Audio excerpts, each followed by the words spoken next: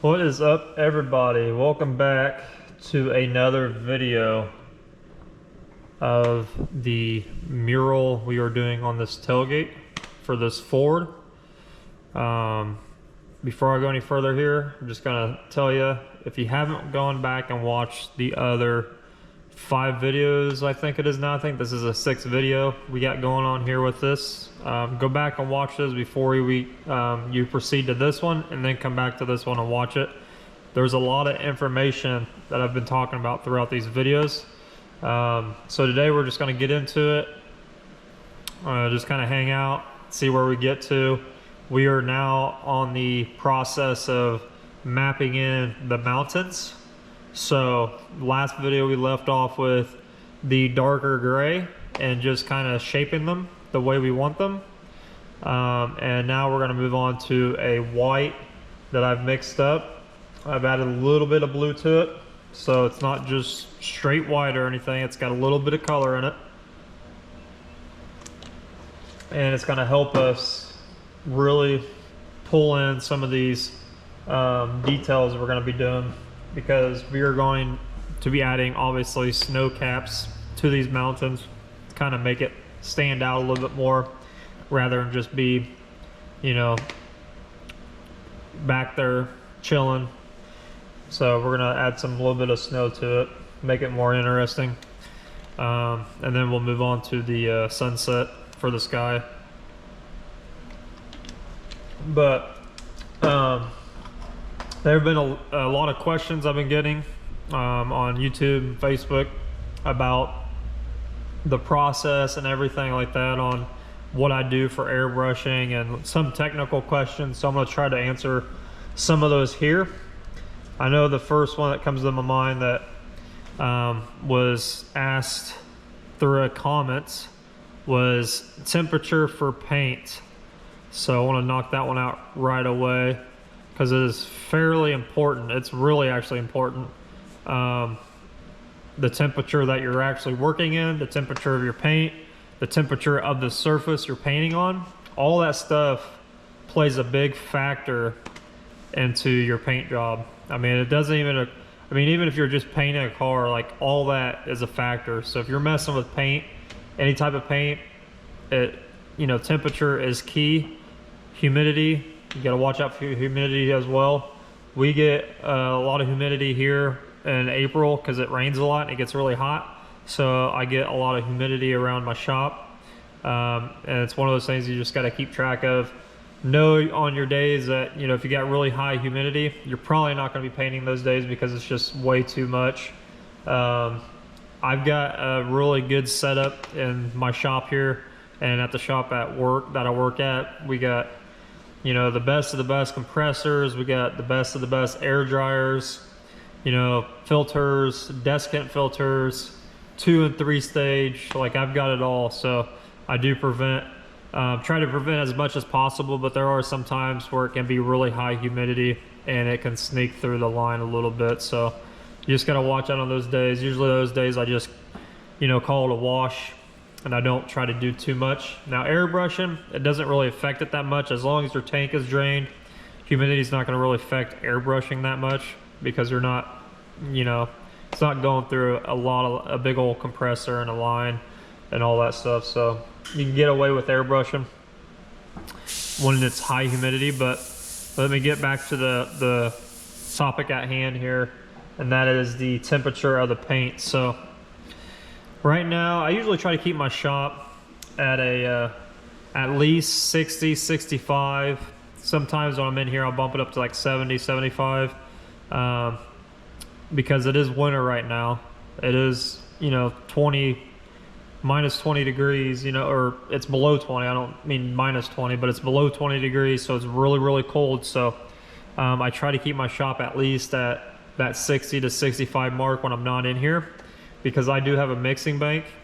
I do have a House of Color mixing bank with all, House of Color is a solvent base. And then I do have some waterborne paints in here as well. So I need to keep all that stuff relatively around that 60 to 65 mark for storage.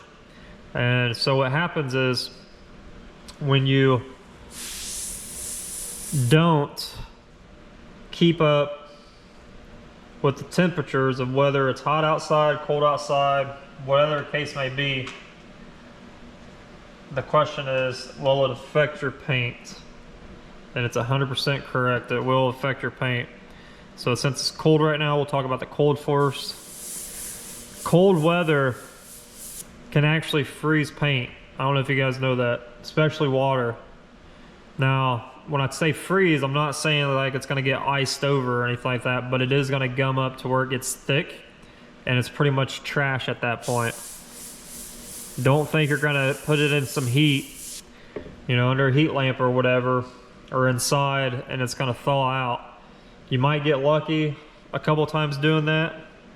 I know I have in the past, and thaw it back out. But if it gets really cold, like if you're in the temperatures I am and you're painting, which is crazy because it's so cold out, but I've seen some people do it. I've done it in the past because I had nothing else, so I know from firsthand from actually doing it. It will destroy your paint. Same thing with heat. Heat, if you have a lot of humidity can actually get inside your cans and your bottles. So like for instance, if you're shooting like a anything Createx, I use Createx, Wicked Colors, Auto Air, all that stuff. It's all water-based paint. It can get inside those. If you open them up, it can get inside of here and it can destroy your paint. I've had some instances where I haven't even opened a bottle yet, and it just, you know, it was pretty much drying inside the bottle because it was just so hot inside. It just destroyed it. Now, whether it was the weather affecting it or was it a bad bottle, I don't know, to be honest with you. But I always, you know, I toss it to the weather and the temperature that was in the shop. So you got to really be careful about how you store your paints because you can trash them. Now, talk about the same thing, but your surface that you're painting on. If you're painting on a surface that is below, I would say about 60 degrees, 65 degrees, and I mean airbrushing, you can probably get away with it, but if you're actually painting, it is not gonna do what you want it to do. You might get it to work, you might be able to finagle it, but it is not gonna actually cure the way it needs to cure. So you wanna make sure, I always tell people to buy a little, you know, the heat gun where it tells you the temperature of the surface metal. And you wanna, you know, at least make sure it's above 60. I always say 65, but 60 is like the lowest you can really paint and it actually stick to it and actually do what it needs to do. So that can also affect it. Obviously the heat and the humidity, if you're painting, can also affect it. Your surfaces can start sweating if it's really hot out. I've seen that. I've seen tape, if you got something taped off like here, I've seen it sweat and get really gummy. So you really need to make sure your shop is somewhat cool to where the humidity can't get into it. Maybe have a door open or some fans going when it's hot out. And then obviously you need heat in the wintertime because it is not going to be your friend if you are fighting the cold weather and your cold panels and the cold product. I always tell people, if you're mixing up product, you know, you're getting ready to spray, let's say you're getting ready to spray your sealer or your clear or your base, and the product itself is kind of chilly, stick it in an area where it's actually warm for a little bit and let that material get warm inside your paint gun. It'll help with the flow of the paint. It won't be as hard to actually paint. It'll actually come out really smooth. So that is just one little trick that I've learned over the years is heat up. I'm not saying like put a heat lamp on or anything, but just let it get to room temperature. If you got a paint booth and it's got a heat cycle on it, stick that gun in there for a couple minutes. Let that gun and let that paint, that product inside that gun get a little bit warm, and it'll flow a lot better. Clear especially. Clear tends to flow a lot better when it's somewhat warm. I'm not like talking 80, 90 degrees, but I'm talking like 65, 70. It'll just lay out smoother. It'll flow a lot better. and you'll just overall have a better experience. So those are just some things I wanted to touch on. So just make sure that you are doing it in a safe environment and not really pushing the elements. I'm gonna try and move you guys around here because you will see a difference, and especially humidity. Humidity is a nightmare because if you're spraying, you got like a compressor and you pretty much have a line going off of it, and you know it's getting oil or water inside that line, and you're painting a car and it's coming out of that gun mixing with the paint, and you're spraying on that panel, and then you go to clear coat it, you're pretty much trapping in all that contamination, that water. Obviously water's not gonna, you're gonna notice it because when it goes on the panel, it's gonna beat up like water. It's not gonna mix very well, but it will come out of the gun at the same time. So you wanna make sure that you're getting the right proper setups. You know, you're set up for at least an air dryer, like a desiccant filter, and some type of filter off of the compressor itself, because you can trap in those that water and that oil, and it will ruin your paint job. That's one thing that I see a lot of people, you know, they're DIYers. There's a bunch of people that are DIYer painters, right? And you probably see the videos just like me. And you'll see them painting out in their garage or their shed, and they're just not a care in the world, right? So one thing I always notice is not how they're painting, but their setup. Like, how clean is their shop around them, how their compressor's set up, because you can usually tell in the videos. Do they have any type of like rags hanging off the lines, or, you know, if they have a rag wrapped around the air hose going into the paint gun, that's an indicator right there that they're shooting water out of that line, and they're trying to capture, because what that happens is, I'll just use this as a demonstration, but the seal right here and the seal down here, when you're using that paint gun and it's coming out, that water is going to seep out from your line. And it's not, some of it's going to go through the gun, but some of it's going to seep out. So when you're painting like a hood of a car and you get that line tilted, that water is going to constantly drip. And when people have that towel wrapped around their air hose, that's an indicator that, you know, they're pushing a lot of water, and that water is just going straight into the panel, and they're not giving a crap, and they're just, you know, going at it. I see it all the time. So that's the kind of stuff that I notice in videos. And then like techniques and stuff, obviously you notice that, but I always start to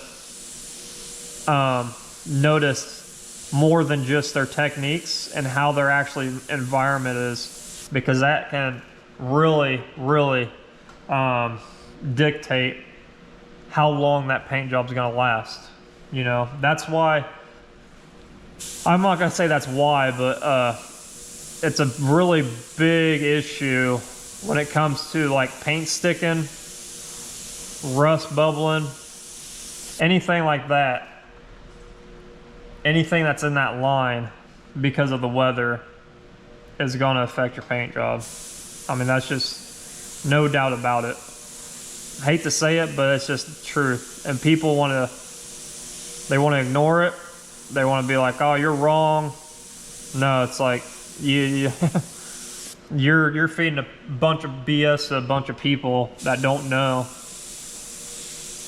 So don't do, even if they say it's tried and true and they've been doing it for years, don't believe them, because they're probably just feeding you a bunch of BS, to be honest with you. So just be careful what you watch and what you listen to, because we're in the age of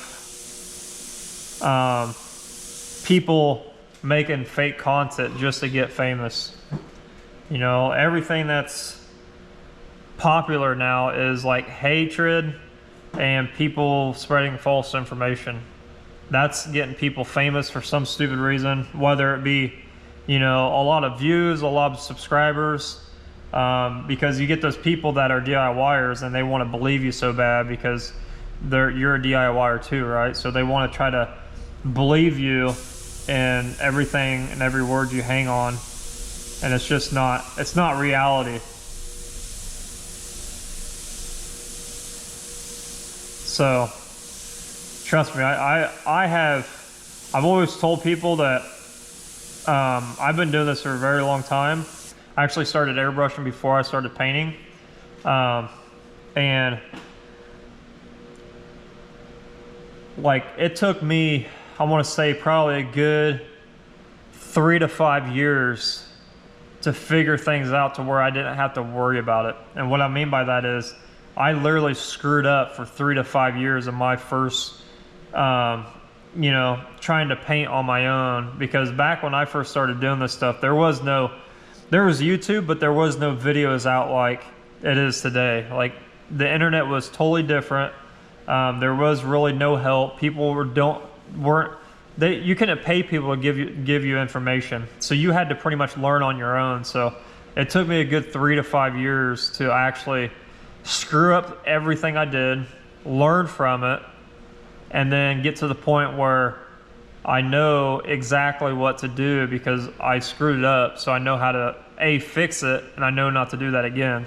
So I've been down that road. So if you're starting out and you're getting frustrated and nothing's working for you, trust me, it is 100% understandable, because that's exactly how I was.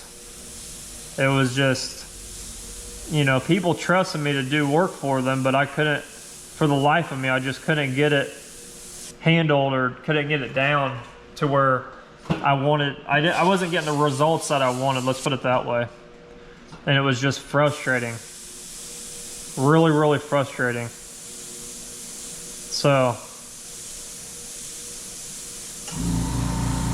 and I'm not going to say that I'm the best or I know everything. There's a lot of people out there that are just hands down a lot better than I am, but I've got enough years under my belt and enough trial and error and trials to give out the information I'm giving out, because I've been there and I've got enough experience. And that's what it is, it's experience. You know, everybody says they've been doing this stuff for years, for decades, right? Everybody's like, oh, I've been doing this for 20, 30, 40, 50 years, and I've always done it this way, it's never failed. Well, you're still stuck in the past, for one, and for two, like, you're not giving out the right information. Like, it's crazy to me how much people are out there spitting information out that is just false, and people are running with it. That's the problem. It's not the problem that they're actually saying it. It kind of is. It mainly is, because it's a stem from it. But the major problem is people are like thinking you're their best friend, so they're literally hanging on every word you're saying, and then they get in their mind like you're actually helping them and telling them the truth.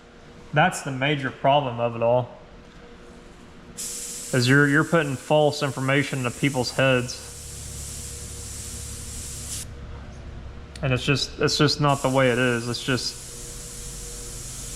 just not how it is, people. Sorry to hate to burst your bubble, but this takes a lot of dedication, a ton of your time to just figure out how to do this type of stuff.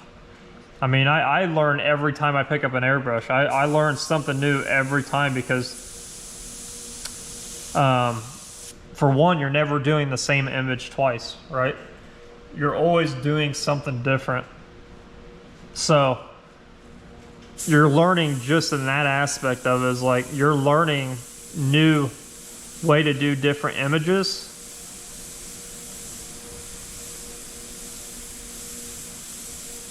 So it's a never ending process of learning. Like, that's just the truth, is like, I mean, you're constantly learning new things. And that's what makes it interesting to me. That's why I like doing it. So I'm gonna move around here a little bit and get in front of you guys.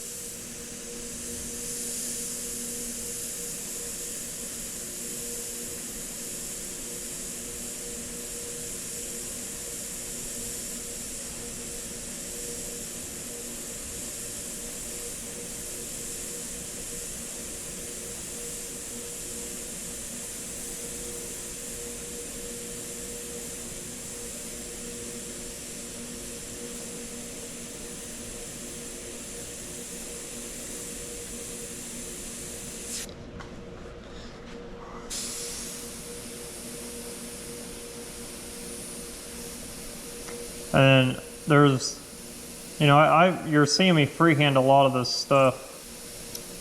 And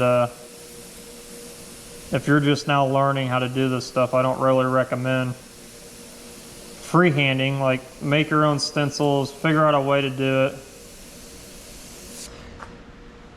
Because it takes years and years of practice of how to control the airbrush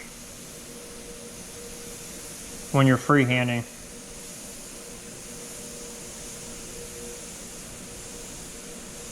I mean, I'm talking years and years of practice.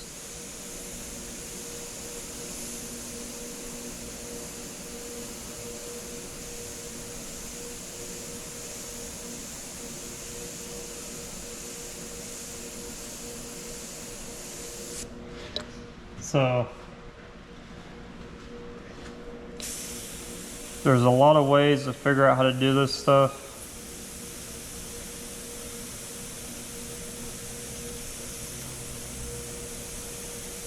Freehand is not the only way. So I'm liking how that looks. Get you guys a view, back it up a little bit. I think I need to add some more though. So I'm gonna continue on doing this. Try to get you guys set up here to where you can actually see it better.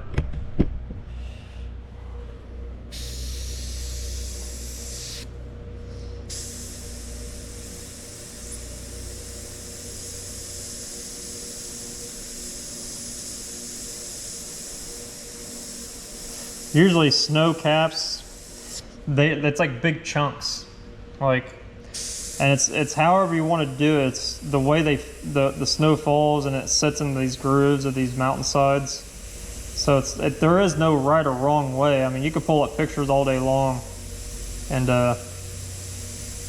just see how snow is actually sitting on the side of a mountain.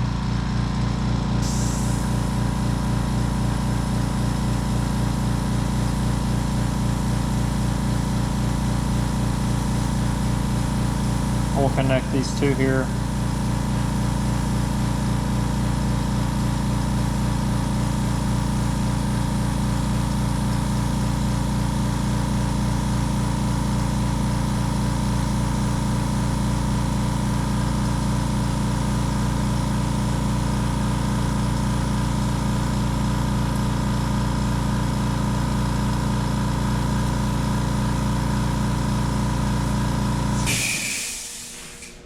But snow just,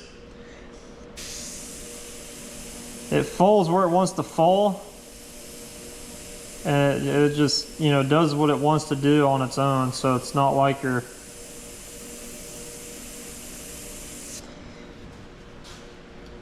doing something that can be recreated. It's just natural.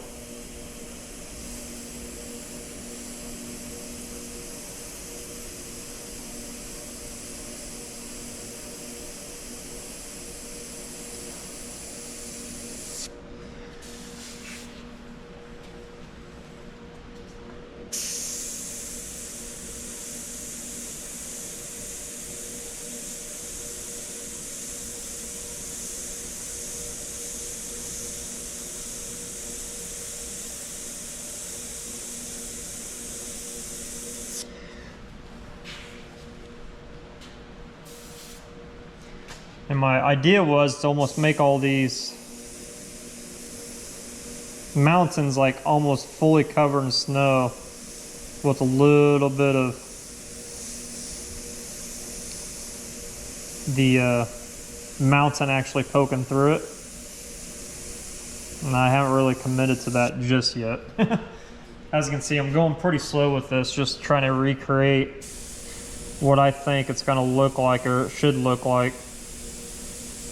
And that's the fun part about doing stuff like this, is like there is no book to tell you like, hey, this is just how it should. I mean, you can look, like I said, you can look at pictures all day long, but there is no right or wrong way to go about doing something like adding snow on the side of a mountain, because it is what it is. Like it's just, that's how it is.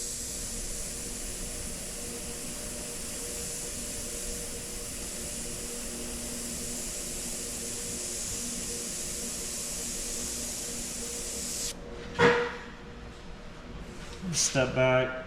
I like that. That's starting to really come together. So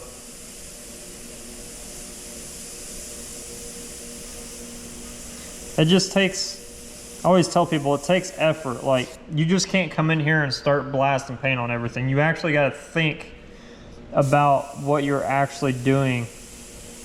Like, there's a little bit of logic behind it, right? And that's where it separates a lot of people from everybody else that's trying to do this, is like, you actually got to think about what you're trying to recreate and how it should look.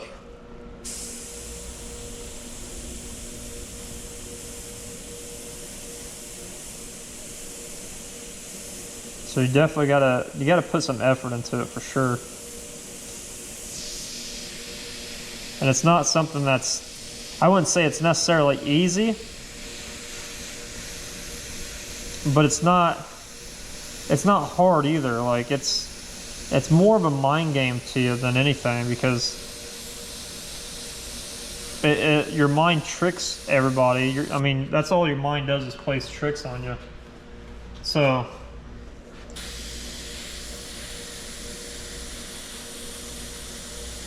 you got to be like, hey, screw you. I am doing it this way because I know it's going to work. Whether you've done it before or not, you just know, like, hey, this is the way I need to do it. You got to trust yourself and trust the process, because it definitely can play negative thoughts in your head when something isn't really panning out to begin with, and you actually start putting some effort into it, and then you start seeing, like, hey, it's actually coming together, right? Like, it's taken me a little bit of effort, or a lot of bit of effort, a lot of bit of time, but it's actually like starting to look somewhat of what I want it to be.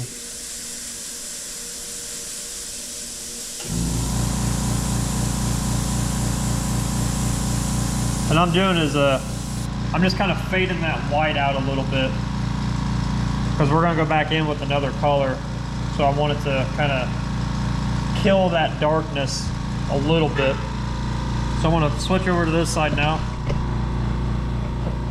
And maybe this one don't have a lot of snow on it. Maybe it's just on the tops of the mountains. Like, it's totally up to what you think it should be.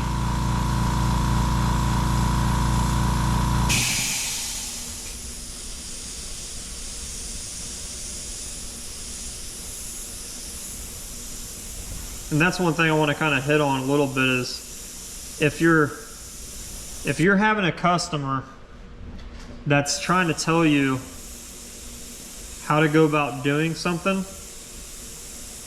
you almost got to tell them to kind of back off a little bit, because of like, you're the person actually doing it. You're the one that actually has the airbrush and paint in your hands, so you got to be the one that kind of dictates like how things are going to go, because you're going to trust yourself. And you know, the customers have never done this. That's one thing you got to understand, is like they don't know anything about how things like art or anything like that works. So you got to almost try to tell them, hey, like, you just got to You gotta trust me. You gotta trust everything that I'm doing. That way, you know, the more confidence you have and that people instill in you, the better off you will be, because you're gonna get a lot of energy from that, and you're gonna want to just do good. But if you got somebody that's constantly telling you, hey, that's not, I want it to be like this or be like that. It's like, no, it's like, you came to me for a reason. So let me do what I do. Because if you're gonna sit here and dictate and watch everything I do, it is 90% of the time it's not gonna come out the way either one of you wants it to. So you gotta kind of be that guy to be like, hey, just hold off, trust me a little bit, and we're gonna get this thing looking cool, whatever it is that you're doing. Because I've had people like that. I've had people, you know, watch over my back 24/7, and it just kind of puts a damper on your mood. And it's like, man, I could have done really cool stuff if I was just given something and just like let it go, like actually just let me do it. Because for me personally, that's how I do really cool stuff. Give me an idea, give me what you want, but when it comes to actually letting me do it and painting it, leave me alone. There's no other nicer way to put it. Just, you know, leave me alone. Because you're gonna be a lot more happier with the final outcome if you just leave me alone. I mean, that's just plain and simple. And it's not being, you don't have to be rude about it. You gotta be firm. You gotta have confidence in what you're doing. And that's the biggest, a lot of people lack, is confidence.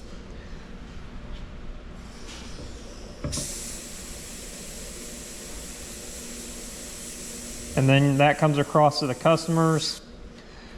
They don't fully trust you, so on and so forth, to the point where they're pretty much not wanting you to do it anymore. So you got to be like, hey, just tell them. And it's not easy to do. It's hard to tell people, hey, I know what's best. I'm gonna take care of you, but also I'm gonna do what needs to be done because I'm the one doing it. I don't really like that line I just put in there, so I'm gonna make it into something here.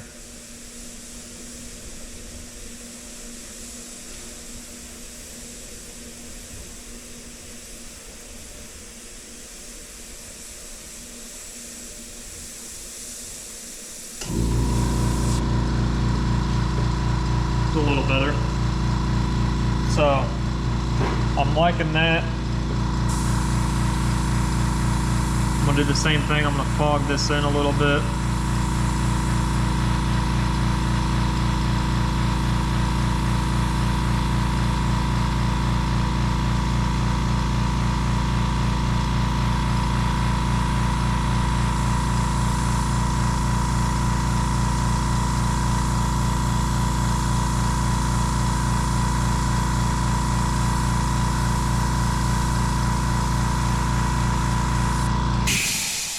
Fog it in, so yeah. And to believe it or not, like, this is appearing to be white, but it's not white at all. It's actually got a blue tint to it. So I put a little bit of the tint in it just to get it to be not just white. So if I put white on top of this, it's gonna be really bright.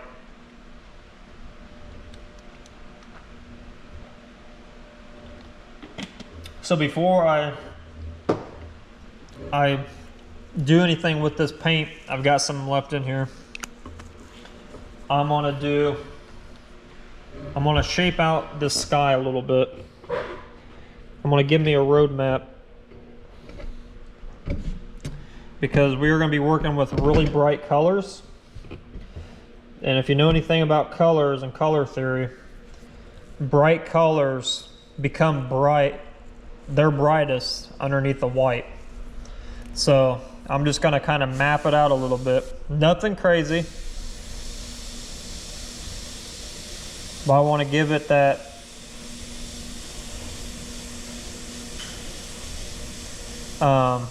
kind of foundation. We've got the yellow down.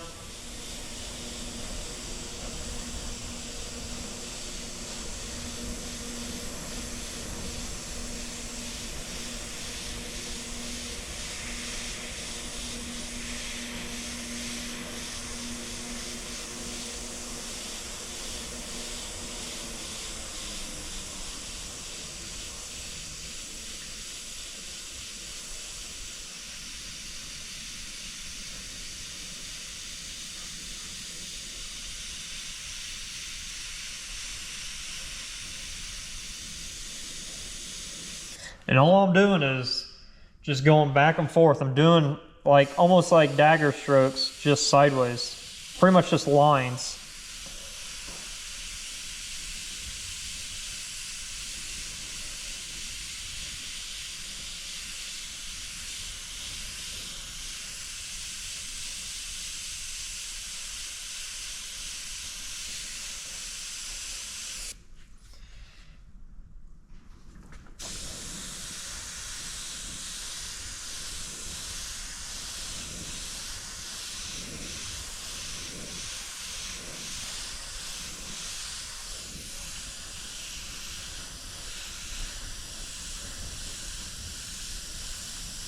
I'm gonna put some out here just to, because I want some color out there too.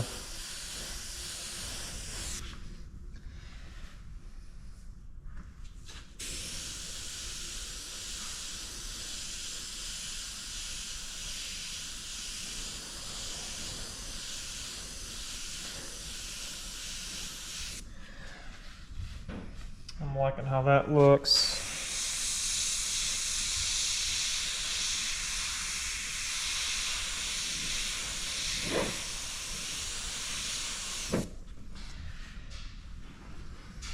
And that's all we're doing, is just trying to create some sort of rhythm with that sunset.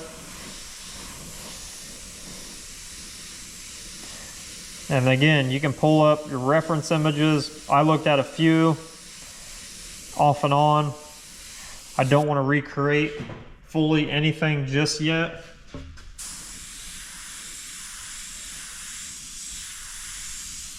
I kind of want this right here to be the horizon line. I want like this over here to be like the brightest spot, like right here. I want that to be the brightest spot.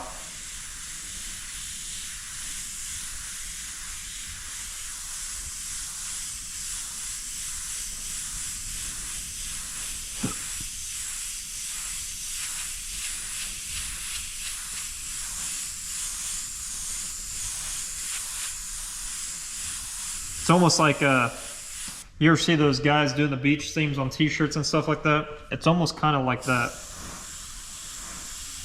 They got their own ways of doing it, but that's kind of how we're recreating all this.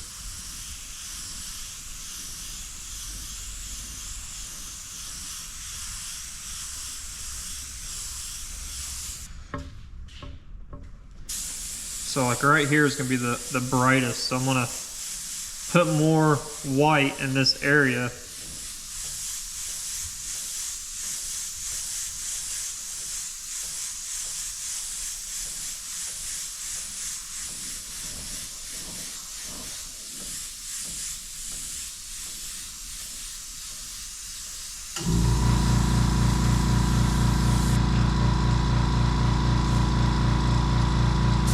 Make a little bit wider.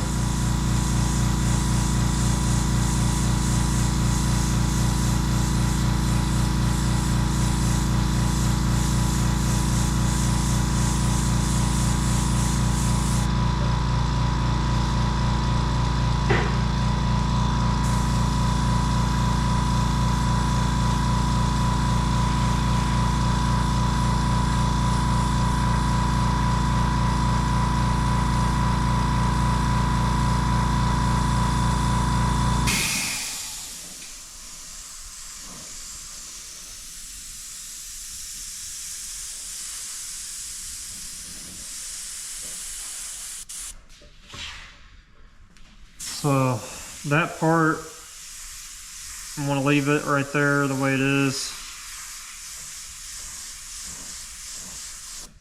because it is pretty bright.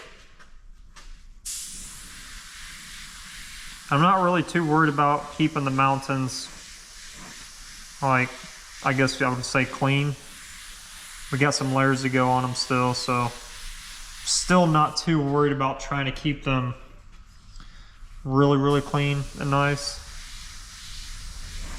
So I can come in here and just do my thing.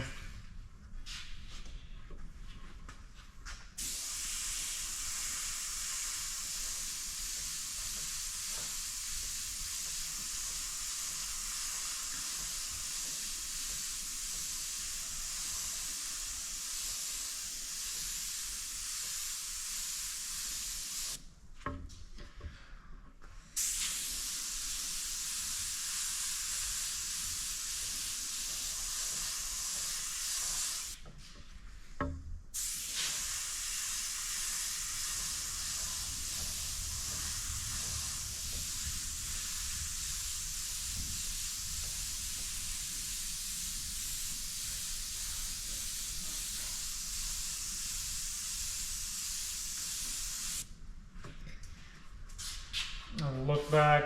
I'm constantly just stepping back and just looking at what I've got.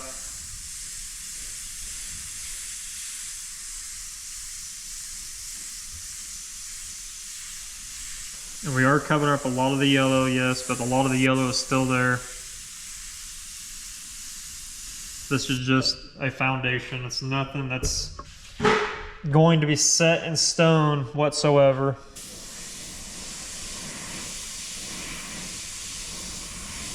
Now I can start connecting some of these areas.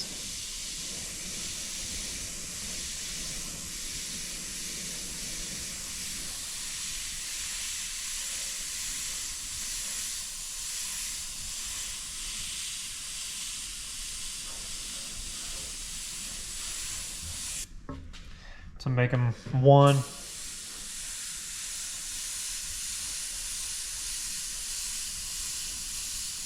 Again, not really too worried about the mountains or anything right now. That's why I want to do this before I go any further with the mountains.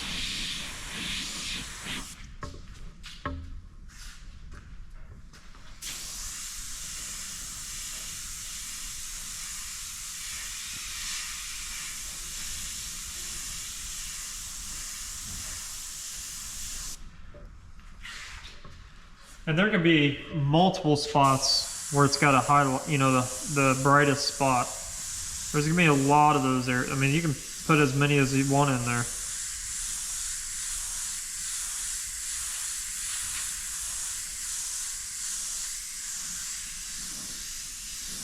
You also gotta understand we don't have just white in there. There's a little bit of a tint going on. So at the very end when we need to do our highlights, if we want to or need to, we can add all that in there without killing everything else, because there'll be very little.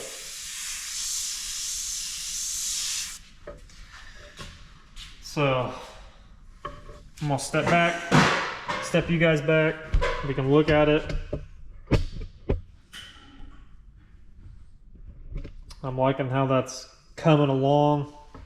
Like the sun's coming out from this way. It's more bright over here, but we got some over here going on. I might come over here. Now that I see it, I might add kind of like a, so the one thing you gotta kind of picture in the sky, it's kind of hard with having things around, but like say your hot spot is right here, the brightest part, like where the sun is, right? Where it's coming down. You got to understand where the light is going. So you got this wide open sky. So since it's closer to over here, it's going to wrap, that light's going to wrap around this mountain and then kind of hit a little bit on the side, right? May not be a lot, but it's going to be just enough to kind of cause that reflection of that light bouncing off.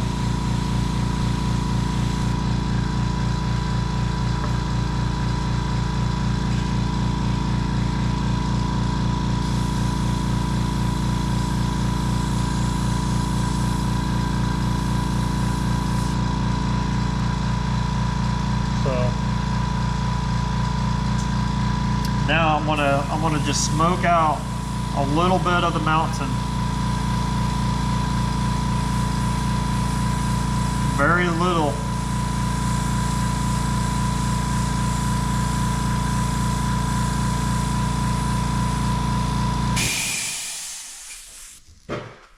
Kind of bring that tone down with that gray.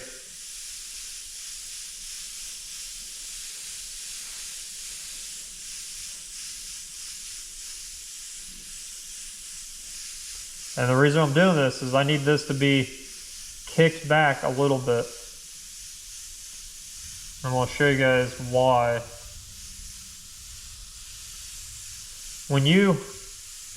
I learned this from Ryan Townsend. I took a class of his way back in the day. It's been a while. It's been 5 years, at least 5 years. But he showed you this kind of technique about knocking things back if you need to fix stuff. And I kind of was like, all right, that's kind of his way of painting was don't get too ahead of yourself and bump up your variances and your values of your colors that you're using, like a grayscale. So you don't want to jump too far to black, but you just want to bump it up a little bit. That way, if you do have like a mistake, you can always go back, kind of fog it in, kind of get another layer out of it, if you will, and you can actually build upon that mistake. So I thought that was kind of interesting, and I started incorporating it into kind of the things that I do, because I like to put a lot of layers in, and that's just what it takes to pull some of the stuff off. If somebody's really giving me the time to do something, I want to do as cool of a job as I can. So the more layers I put into an image, the almost better outcome it comes. A lot of stuff like back in the day was just one dimensional. There's a little bit of shadowing and shadowing. I can't even say the word, shading and shadowing. So it was very flat. So with doing this, I could push back what I just did. I could push all that back, and then I can bump up my color a little bit to a different value that may not be as dark as it was, or it can be a little bit darker than what it was, or be a little bit lighter than what it was, and I can build off of that.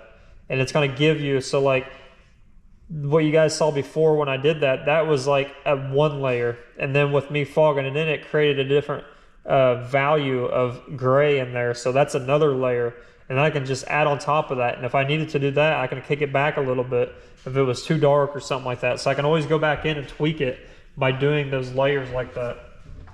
So I'm going to mix up a little bit of paint. It's just really just straight black. So since I've got white in there, it's going to be a little gray.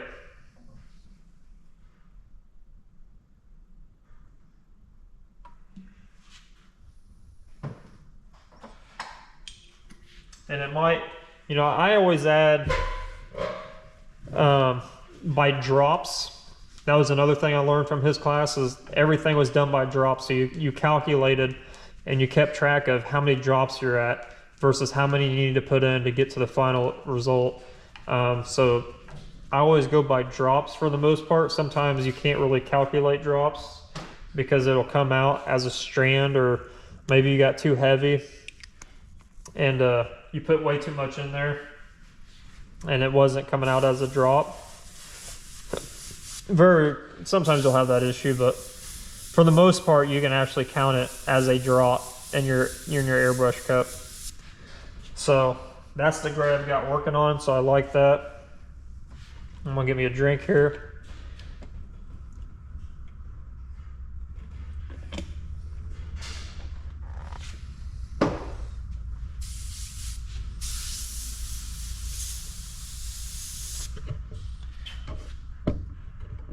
set you guys closer. Now, when I'm going back in this, I need to keep mindful of, with it being a sunset, that brightness of all those colors, they're gonna bounce. Like this mountain right here is kind of sitting like this.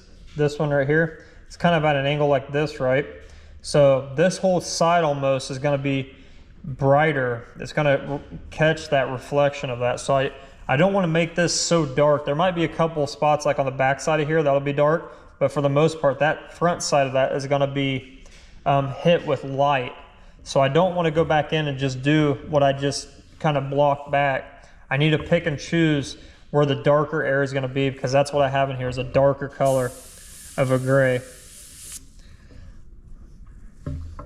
So, and same thing with this one. This is like the back side, right? So this is gonna be, you might have a little bit of sunlight coming around here, but for the most part, this is gonna be a darker area of the mountain. And I need to make my collar a little bit. No, I'm gonna go with it.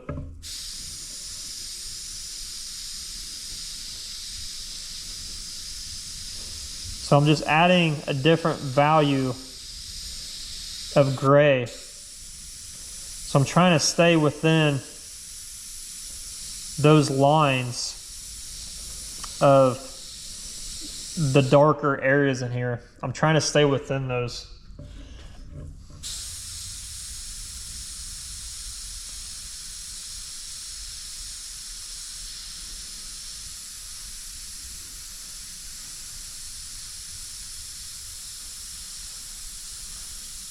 And then like the snow caps, the edges of the snow caps are gonna have a little bit of a darker edge because it's pretty much the snow sitting on top of the mountain, right? So it's gonna have a little bit of a darker edge on it.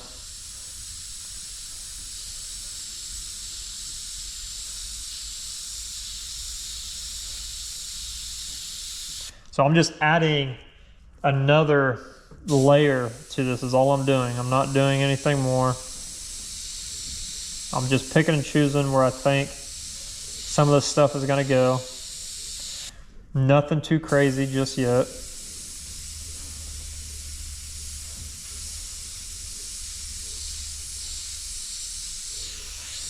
And you never know, like some of this mountain might be like rock work that's showing through the snow. You can modify it, you can do so much different things.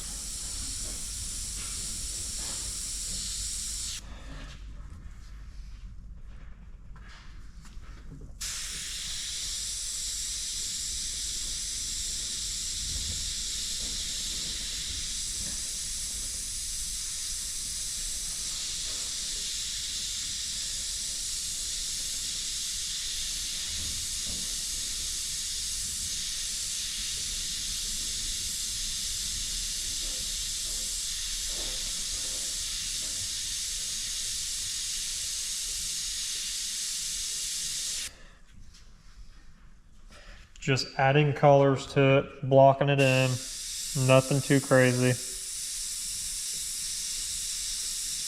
We're about to that point of having fun again, of, you know, being able to modify stuff, and being in the home stretch.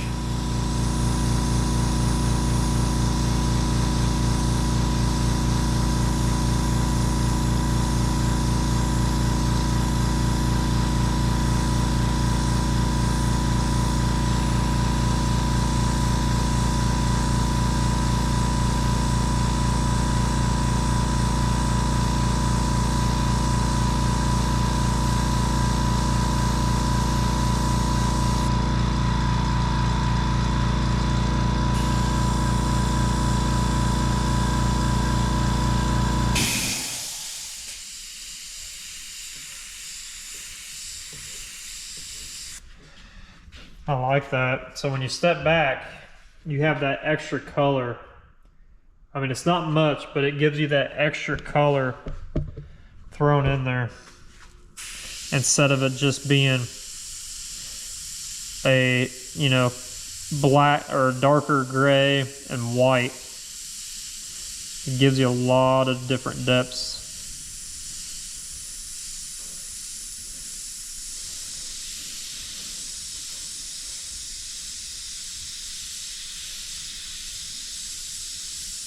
And the way I'm doing this is kind of like dagger strokes, but I'm not letting off the trigger as much as you would as a dagger stroke.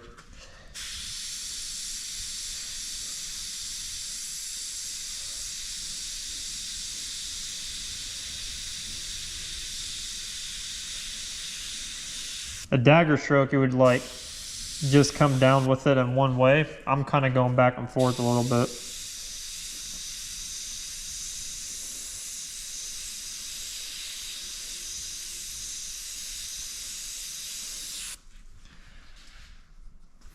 That's looking really cool.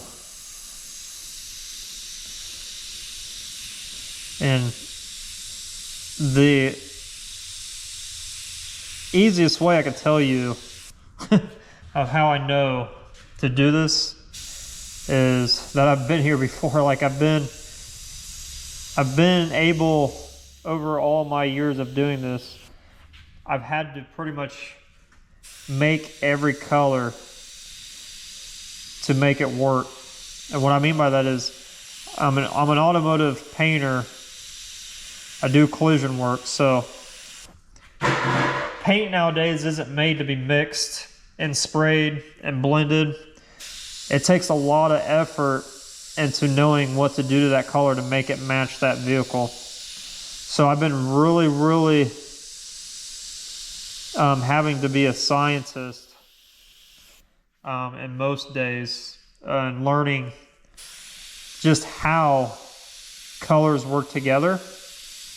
And being a full-time painter for over 20 years, it's literally gave me the mindset and the knowledge of how to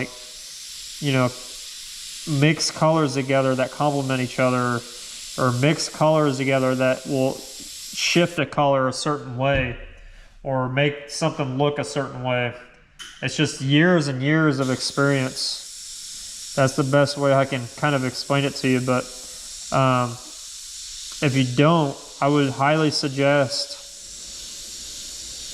getting a color wheel. You can get them in any art store. You can get them anywhere, really, for the most part. Get a color wheel, because color wheels nowadays are made to learn off of. Back in the day, it used to be just something with colors on it, but they'll actually, you can buy a really fancy one and it'll tell you this color with this color will actually delete the other, it'll have some information on it to where you can actually learn a little bit. And I can also do a video about color theory too, if you're really interested in learning how colors actually work and how to actually use a color wheel, because a lot of people don't know how to use a color wheel. And I just find that crazy. If you're painting cars or anything like that, you need to learn. I mean, you should know your colors. Most people are so used to buying paint out of a can, and they'll just spray that color and be like, hey, this is a custom color or whatever. It's like, no, it's like, you didn't mix that. You don't know anything about, your color. You can just tell. So get really familiar with your color wheel and color theory, because it's going to help you understand a lot.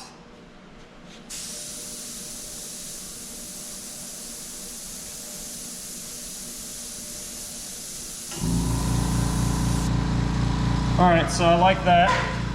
Step back a little bit. What I'm going to do here is I'm going to kind of modify some of this snow.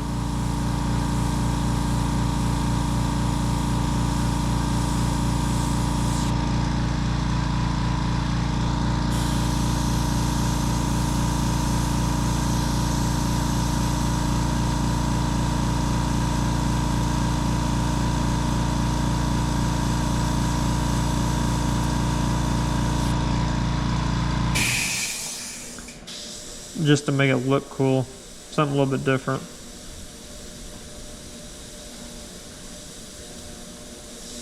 Like the rock work is coming through the snow caps. That's the way I look at it.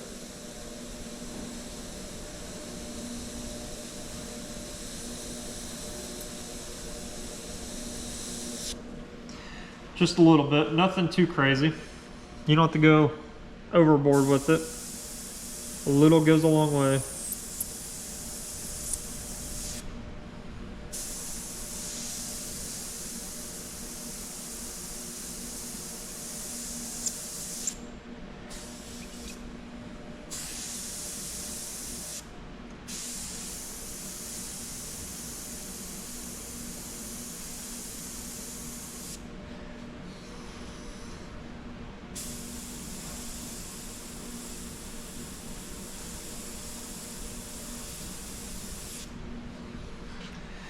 So I'm liking that.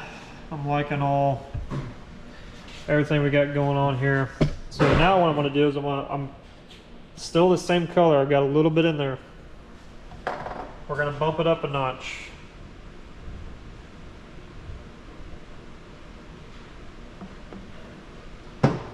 I wasn't able to count the drops that time, so sorry about that. But I would say we're probably on like 8 or 9 drops right now as far as mixing the black in with this, so it's going to bump it up a lot here. And another thing is, since we had that blue and that white, I don't know if you guys can tell on video, but that color I just put down, it wasn't necessarily a gray. It had a little bit, it looks a little bit like a reddish inside of it, because I had that little bit of blue, so it shifted that gray just a little bit. Had like a little bit of a, I wouldn't say it's brown, but it does look brown compared to everything else. It's just a different shade of gray.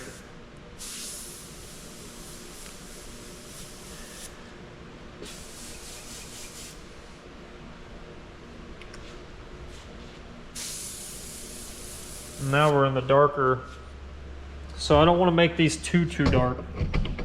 That's one thing I do not want to do. So I want to just literally, since we're in the darker part of the gray, I want to just stick to the areas that are necessary for having those dark spots.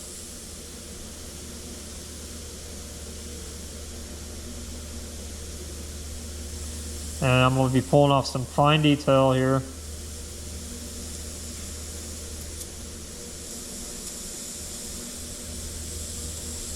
Not too fine, because you got to keep in mind, this stuff is still far in the background.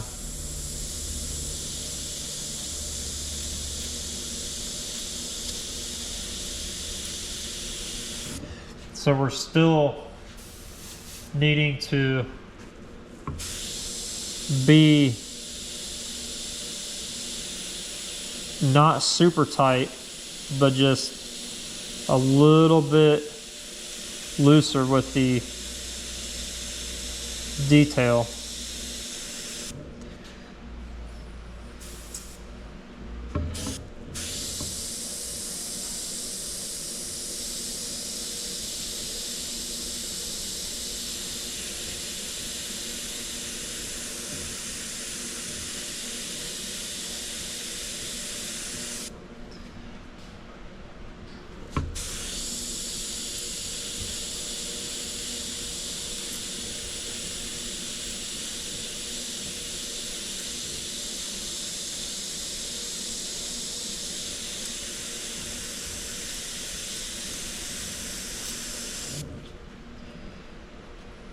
And I'm just constantly stepping back.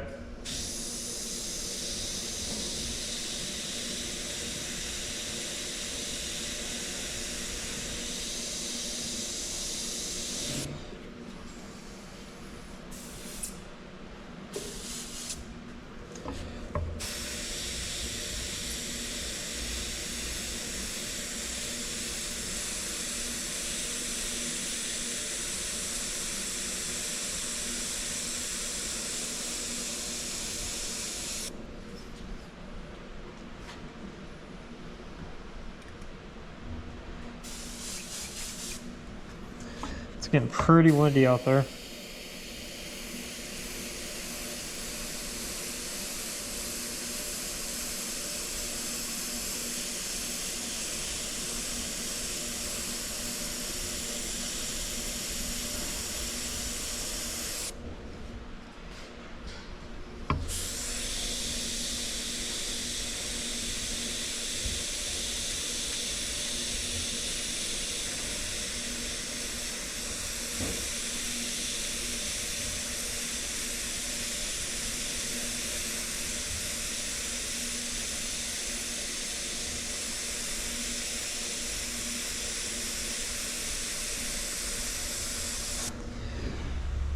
All right, I'm liking how this is shaping up.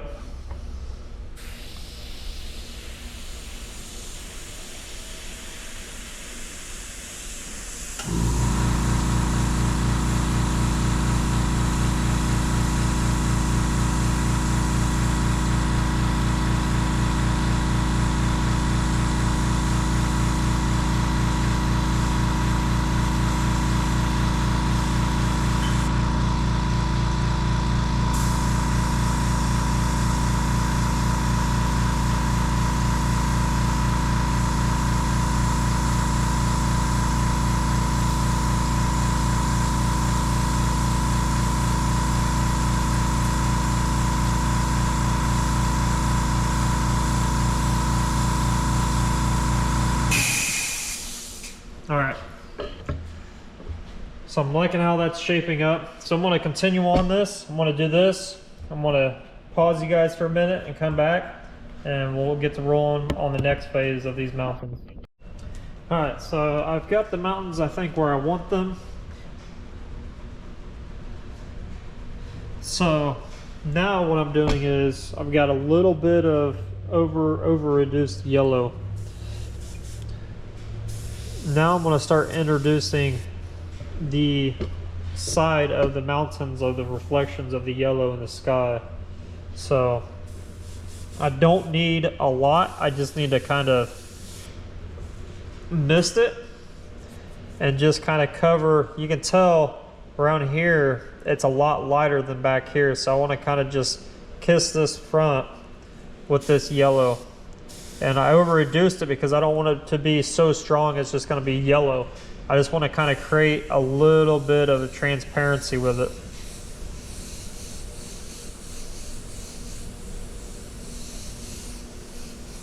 Just like that.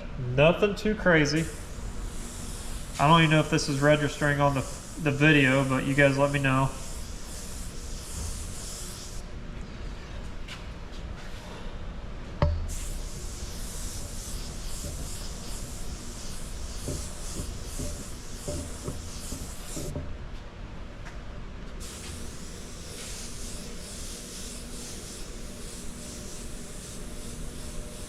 Just kind of hitting the highlights of the whites,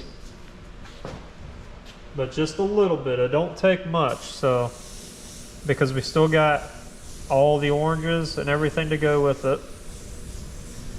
So I'm liking that. So now what I'm going to do is I'm going to take the same mixture and I'm going to grab an orange. And the orange I'm going to use, I think I'm going to use, is Molly Orange. This is a really bright orange.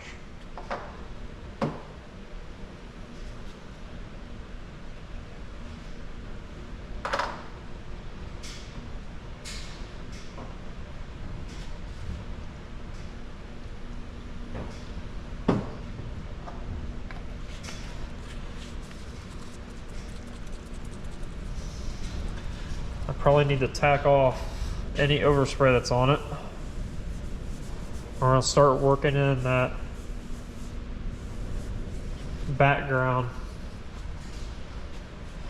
So one thing I probably need to do is tape up these mountains to do the sky. So I don't want them to be so overpowered by the color, the orange.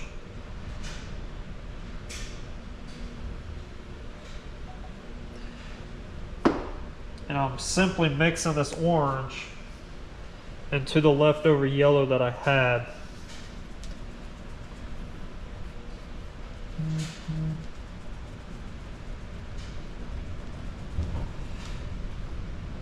And it should create a pretty cool orange in there.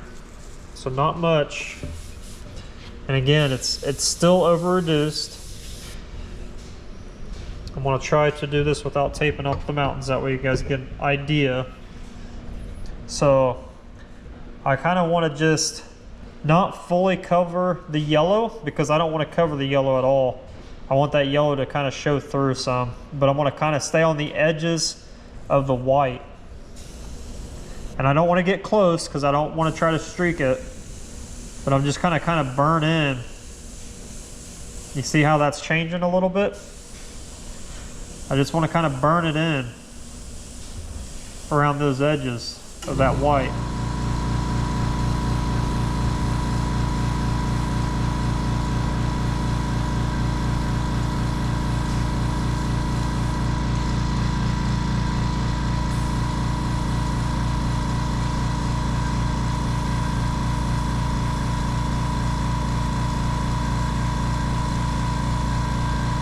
I want to be really careful around these mountains though.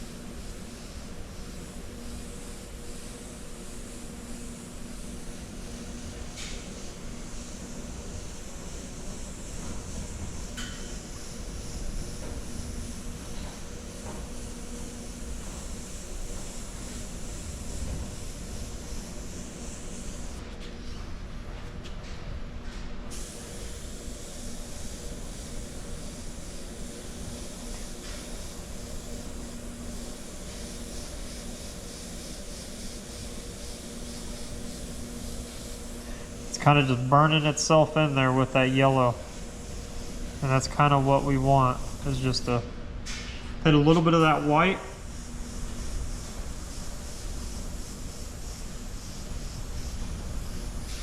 but don't cover that yellow.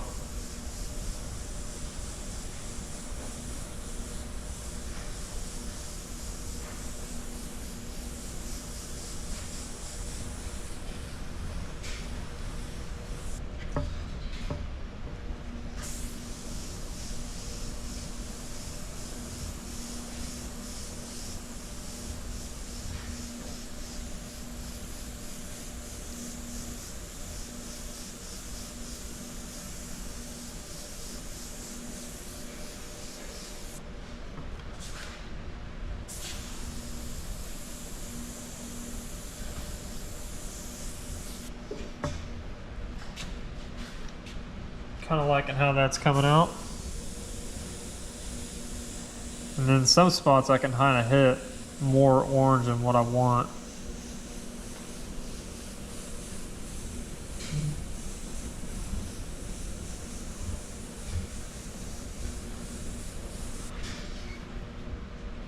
While keeping that white kind of still there.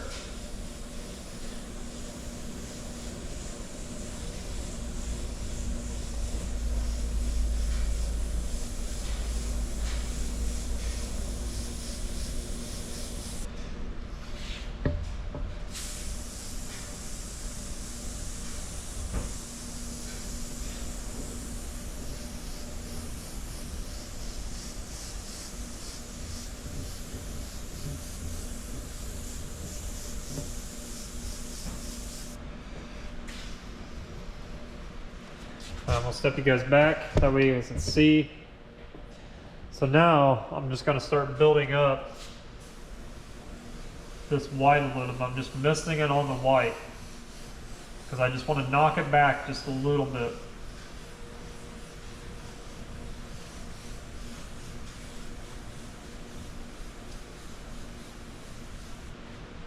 Just to give that white a little bit of color to it.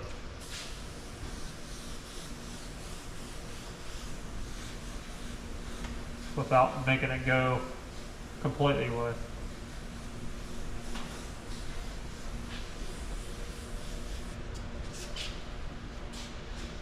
And then I'm gonna hit the mountains a little bit with this.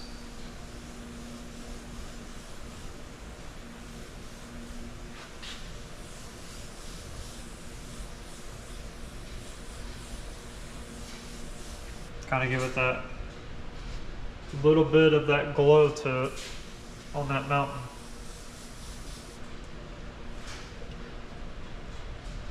And I can do the same with the grass. Just a little bit, don't need much.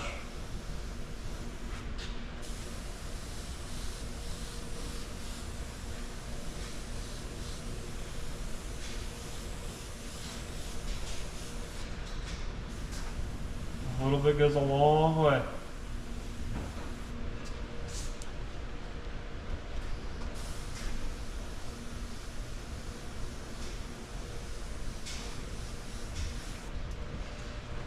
Alright, I'm liking that.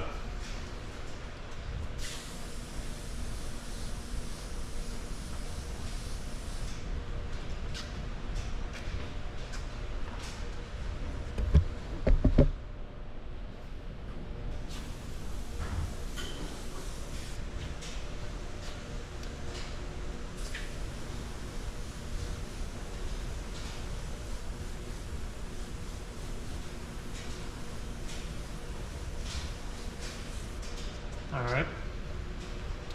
So I think I'm going to stop here for tonight and we'll pick it back up tomorrow. It's getting kind of late. I need to get inside. I'm about to have a bad storm tonight, so I will see you guys and we'll continue this on to tomorrow.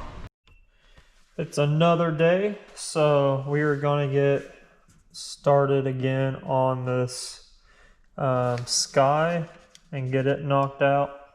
So I'm mainly focusing on the sky right now. You can see I pretty much taped up everything else because I want to try to keep as much of the paint off of everything else right now, because what I'm going to do next is, and I've thought about this, of what I wanted this to actually look like in the end. So for me, it's a little bit too much of the kind of the sunset colors, so I want to try to incorporate a little bit of the sky into this. So what I'm going to do now, and that's the reason why I got the mountains and everything taped up, because I'm going to incorporate a little bit of the sky poking through this to give it a little bit more, because I want some blues in this. So not just sunset colors, but I want some blues. I want a little bit of the sky coming out of it. So that's what I want to do next. And the way I'm going to do that is I've just got some plain old white in here, and I'm just going to simply go in, and I'm probably going to put it more towards the top because I want it to transition. Since we have a gray background here, it will be an easy transition from the blue to the gray. That way everything transitions well off of the actual mural that we're doing into the tailgate itself. So it's not going to be very much, but I do want to go in and do this before I get any further.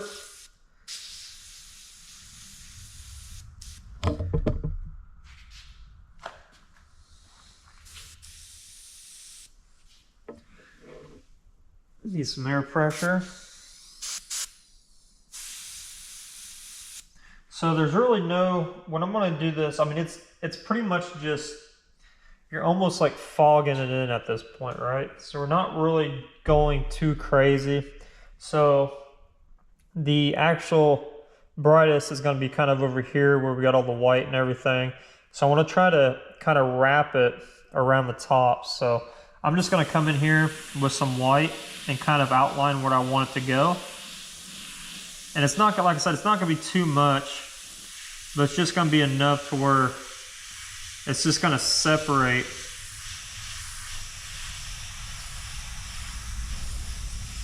And the reason why I'm using white is because I'm going to be using a blue, different types of blues over this. So I want that blue to get the full blue color out. And white is the best to pull colors out. So that's what we're doing. And I'm gonna leave a little bit of the yellow in this too. But I'm just simply going around and I'm just thinking in my head of where I want these other colors to be without getting too crazy. Because I just think this piece, if we put a little bit of blue in this, it'll probably benefit from it rather than just having a bunch of sunset colors. So I'm just right now just going to mapping it out pretty much of what I want it to be. And I haven't even started thinking about the clouds or anything like that. So that's going to be another thing we're going to map in here, is a little bit of the clouds.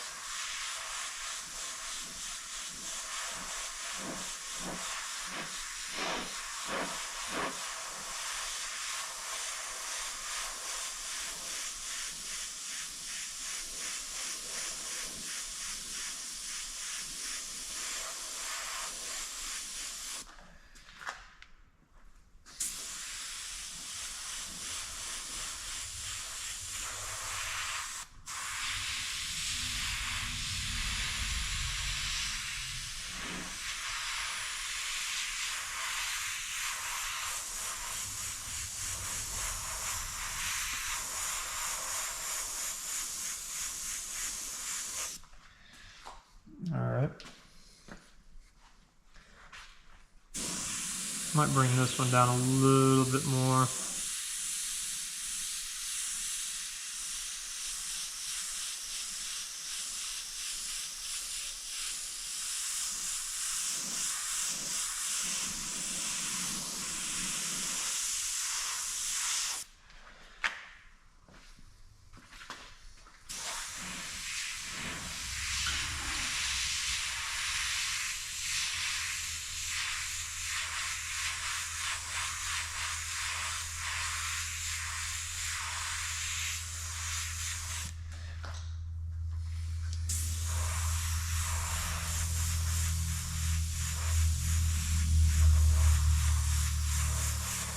I don't necessarily have to white it all out. I'm just trying to create a map for where I want all this to come in at. So it doesn't have to be all white.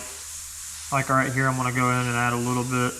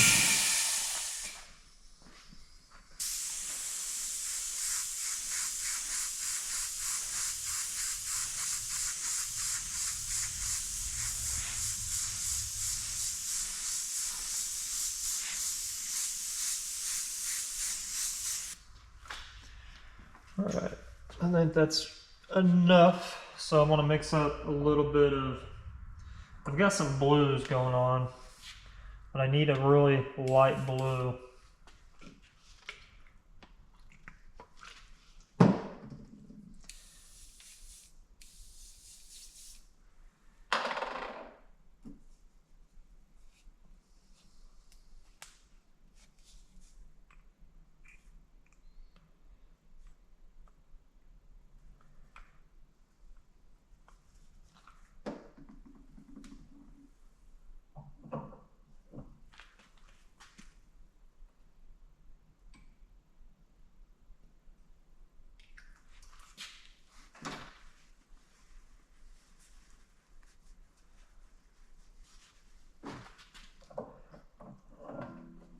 So I've got a little bit of blue, and then I just kind of use the same white I used up here, and I'm gonna kind of just bring it down because it is a darker blue than what I wanted. So you can see the cap, how dark it is. So Putting a little bit of white in it will actually bring it down in tone. Because right now I'm going to be going back and forth with the whites and the blues just to try to get everything to where I need it.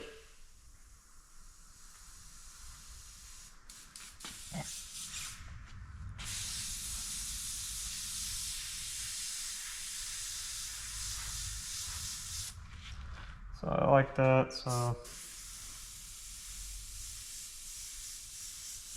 I don't know if you guys can see, but I'm really just going back over the white with this blue, and it's a little bit over reduced.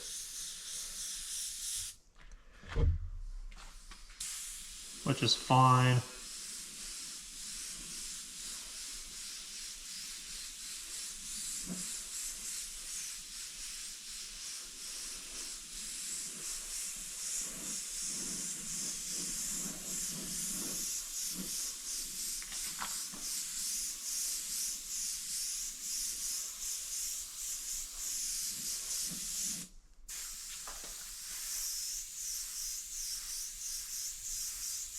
And trust me, it doesn't look like anything right now, but once we get to the finish line of this, it's gonna really pull in all the colors. We're gonna use I'm not gonna say a lot of candies, but there are 2 candy colors that I'm gonna use to kind of pull some of this out, because that's what's gonna really brighten up these oranges and yellows. So we're going to be using some candies on this to kind of fill it out. You can just see already like how much that blue color brings into this whole picture, and it just changes pretty much everything just by doing a little bit of blue color in there. And I can pretty much go in here and I can go in here and bring some of that blue in and put it in here.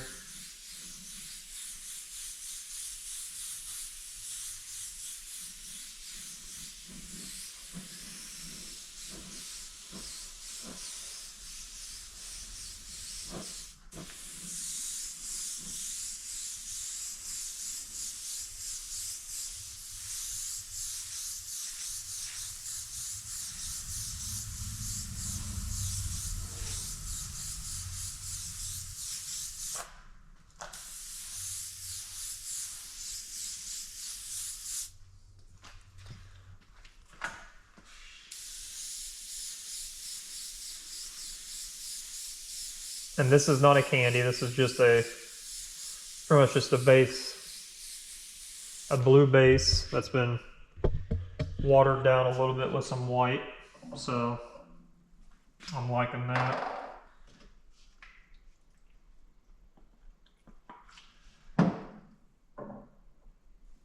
And then I can go back in with my white.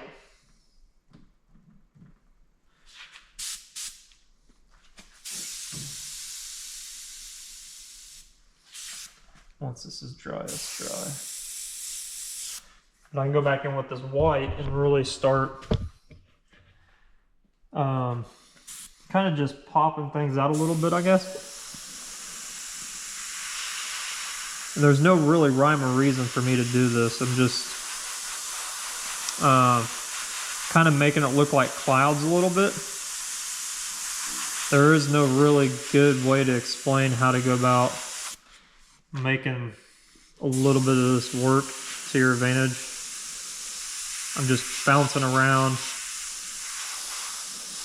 kind of just fogging it in to bring out a little bit of details, like it's the clouds that are rolling into it.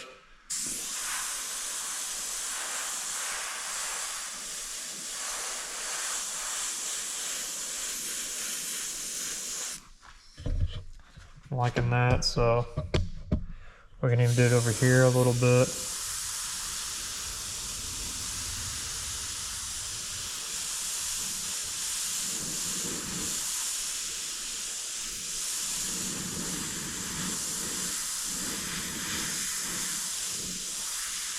Some areas you can get a little bit more of the white in there.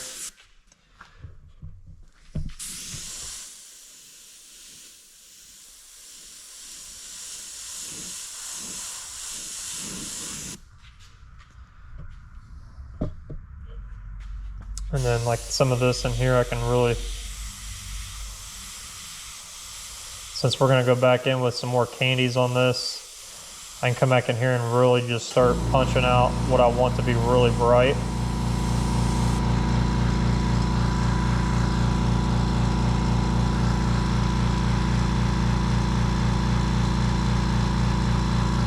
And then like right down here, it's gonna be really super bright. So I'm gonna make this kind of fog it out.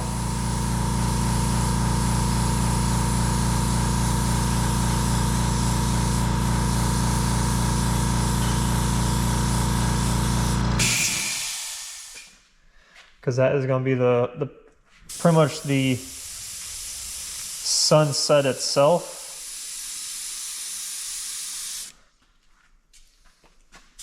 Now you see that little speck that just blew?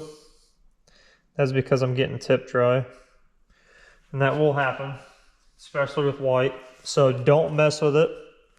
You want it to fully dry. And what you can do when it fully dries, that little drop, there's one up here. Once it fully dries, it'll become like a little pebble. And you can go back in and you can just take your fingernail and it will chip off. So don't worry, don't freak out. But every time you do, like when you're using white a lot, white tends to tip dry really, really quick. So you got to be careful.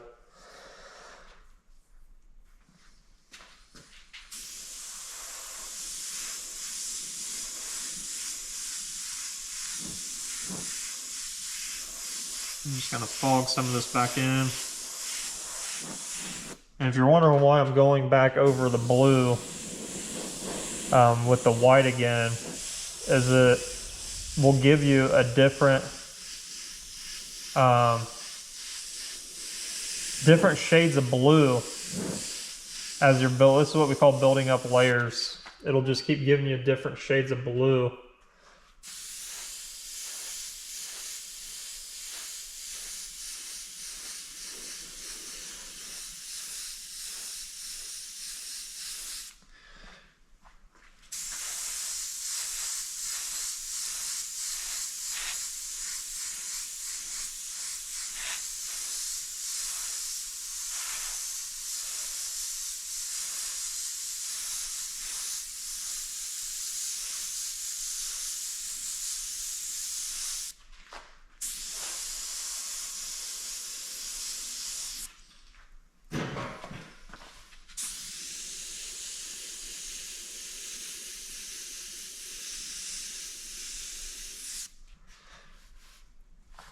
And then we can take, you can take that same blue, you get a different blue. I'm gonna grab another blue.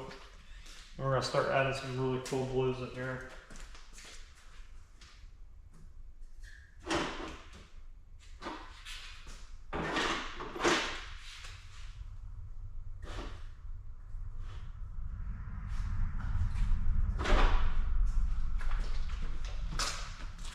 So the lapis blue was what we already had, and then the strato blue is what we're going to use next.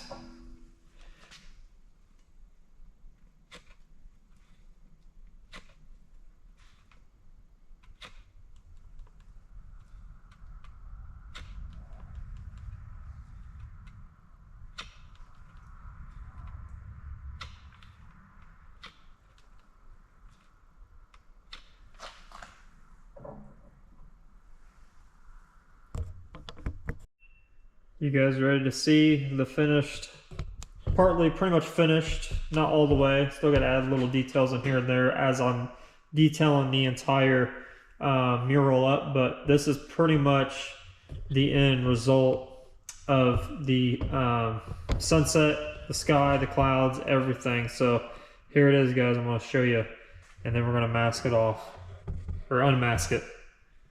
Boom. So there was a lot of candies that I used. There's lots of blues. And there's 3 different blues that I used for the sky. I mean, look at all that detail, just crazy. you start adding layers, and I can keep adding layers and layers and layers on this, but I don't want to overwork it. I don't want to add so much paint on here that it's just so built up. But even down here, like I got the clouds trickling up. So pretty much I built everything upon that white, and then I went in with the blues, shaded different blues. And what I mean by different blues is I used that lapis blue, and then there was another blue, I forget what it is, strato blue. I use those type of blues, and then I pretty much, just to get a different hue of blue, I just took a little bit of white and just like lightened it up a little bit on each color, and then I just shaded it. Like the lapis blue that I have in here was an actual darker blue than the other blue, the strato blue that I used. So I actually was able to over reduce it in like all the dark areas, and did kind of like drop shadows on the clouds and everything. That's what I use for that, all the darker areas, and the lighter stuff, it still has that darker blue mixed into it, but it's got a little bit of light blue too. So there's many different values and shades of blues. And then all the candies that I used, I'll run over it really quick with you, was tangerine, and then I used a lot of pagan gold, and then I used a little bit of the lime gold, which is a yellow candy, and you can obviously tell where each was used, and I just kind of layered them. That's all I did. I went back and forth until I got to my liking, and then at the very end I kept on using white to do highlights everywhere, and then I went in with like a different candy, and I just kept building it up and putting layers on it until we got to this point. So I'm really happy with it. So now the job is to take this, unmask it, give you guys a good view, because we're going to start unmasking this, at least the mountains. We're going to start undoing the mountains, then we're going to go in and we're going to start shading and making all those colors in the sky start bouncing off of all the shadows of the mountains and the grass and everything else that's in this. So we still got a little bit ways to go before we actually unmask everything. So, but I want to at least show you guys this unmasking part. That way you guys can see what it looks like once it's unmasked.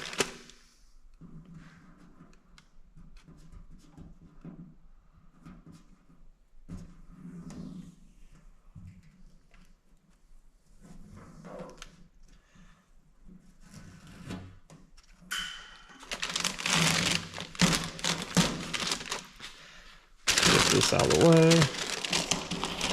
I'm trying to hold the tailgate because this stand is not ideal for this tailgate. This tailgate is super heavy. So I don't want to knock it off of this stand. So I'm just going pretty slow.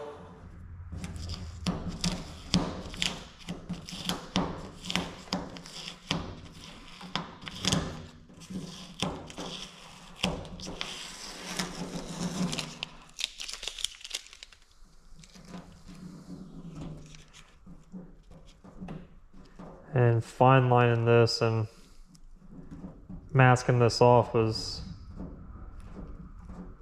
I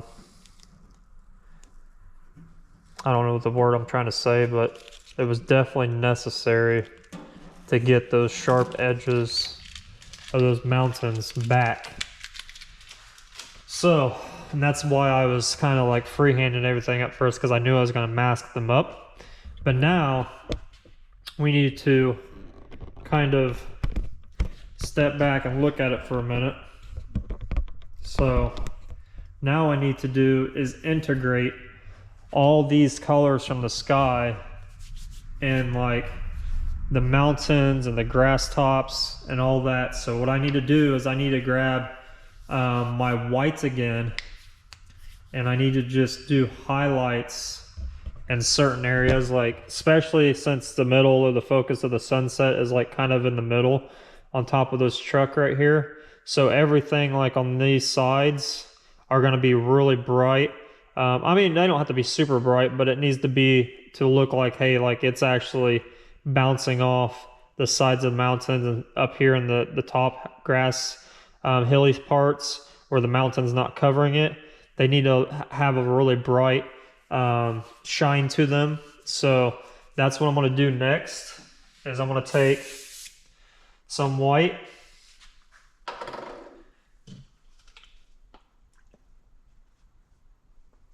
and we're going to add in those little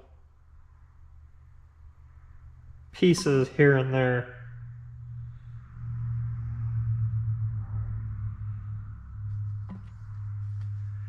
So I'm just mixing up my white right now.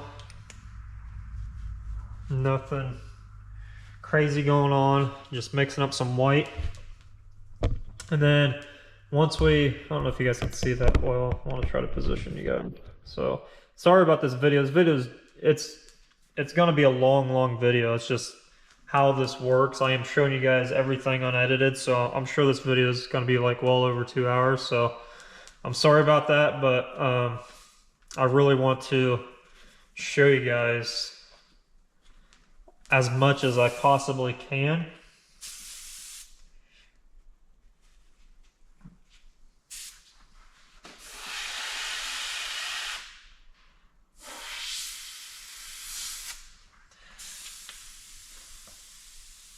And I'm just gonna turn my air pressure down.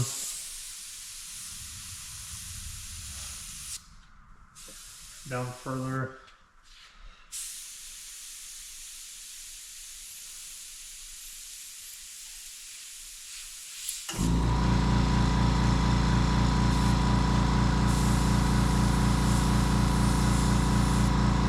All right, so now I gotta pretty much act like, sorry for the compressor, but it'll shut off in a minute.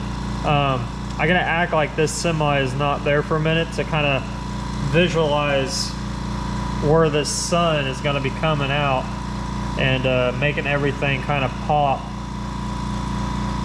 and hitting.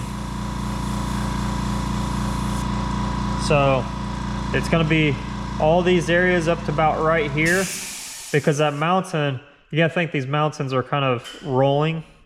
So a little bit of this is gonna catch that shadow from the mountain. Same thing on this side. It's gonna be up, you're gonna be seeing this sun in some spots on the tops, and then this mountain's gonna roll around, it's gonna cast a shadow. So kind of exactly where we already put like some of this yellow, just not all of it in all these spots.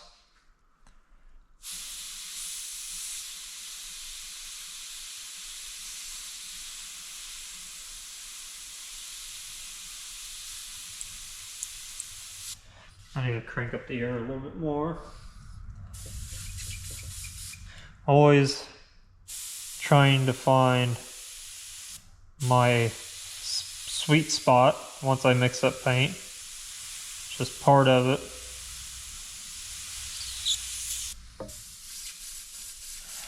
White gets a lot of tip dry. There's a ton of tip dry on white. It's just pretty much how it is. You just gotta deal with it.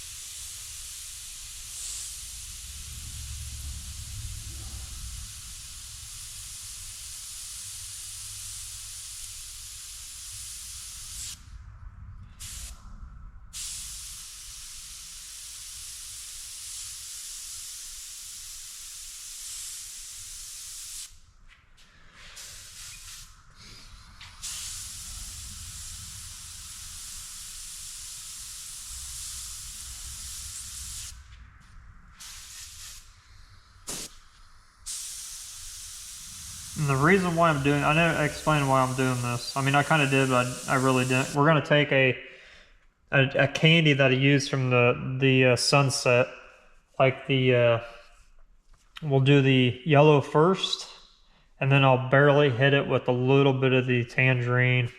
Probably more of the pagan gold, because the pagan gold will turn that yellow candy, and then we'll take a little bit of that tangerine and just kind of dust it. That tangerine is, I mean, all the candies are pretty strong, so I just have to use them in the same sequence that I did the sky in to replicate what I'm doing in the grass. And the white is what's going to catch those colors the best. So that's why I'm doing white. And then once I get this done, it'll be the exact same method on the road itself and the semi, and then the exact same method on the items that we're going to be putting in this image. So it is a lot, I know, but in order to get it to where I want it and the way I want it to look, it's necessary.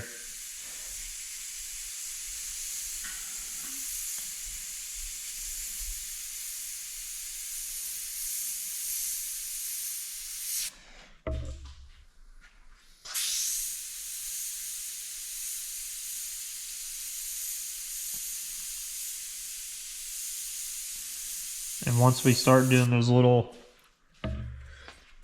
pieces that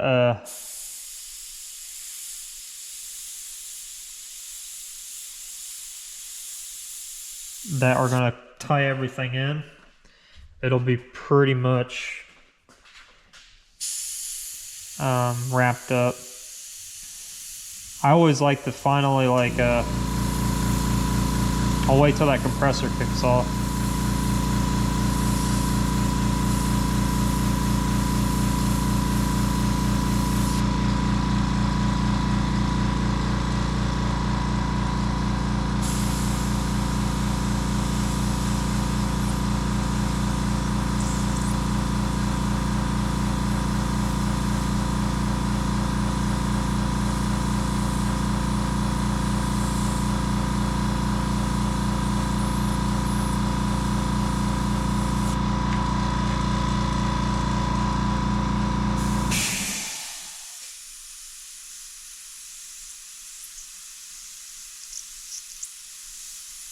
But I always like to, what I was saying is I always like to, once I'm fully done putting everything into the image itself, is to go back through and just kind of tidy things up where it needs tidied up at. So, but that'll be another video.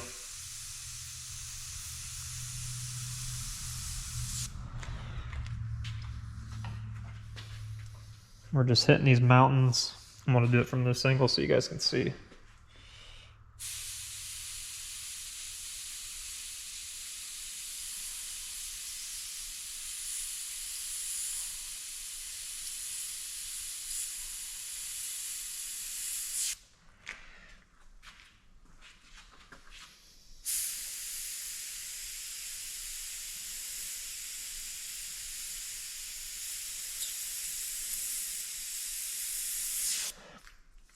And I'm not going through and just blasting this thing.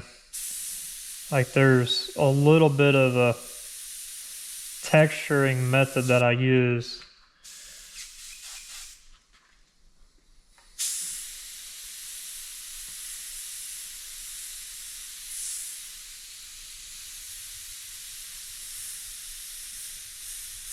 That way it just doesn't look like a solid line going up it.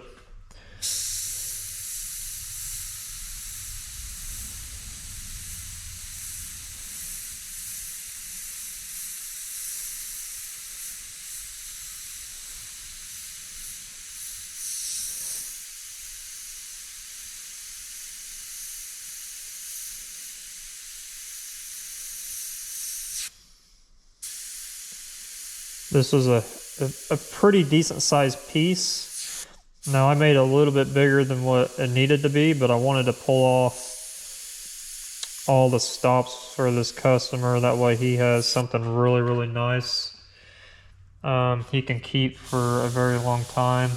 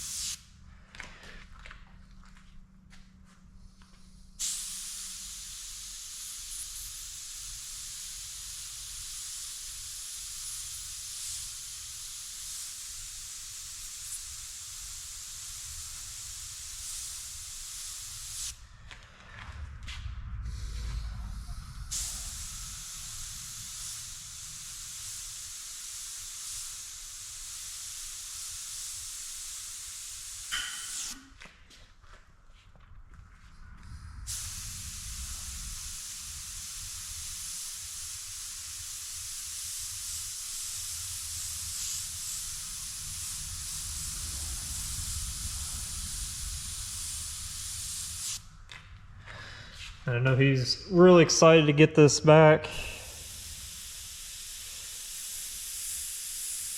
So we're gonna try to finish this up.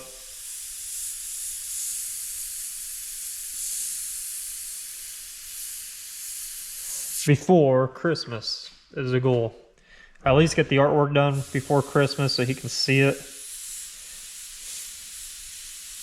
But I think we might be able to get it clear coated and all that stuff too before Christmas.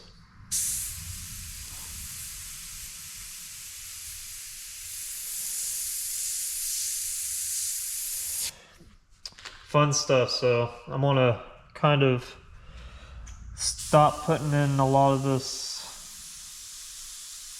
So I don't want to overwork it. You can easily overwork it at this stage.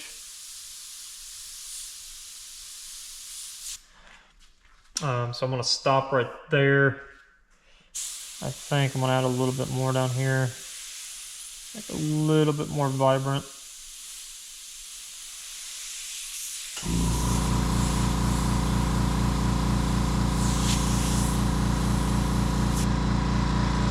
And then we're going to go through with the yellow candy first.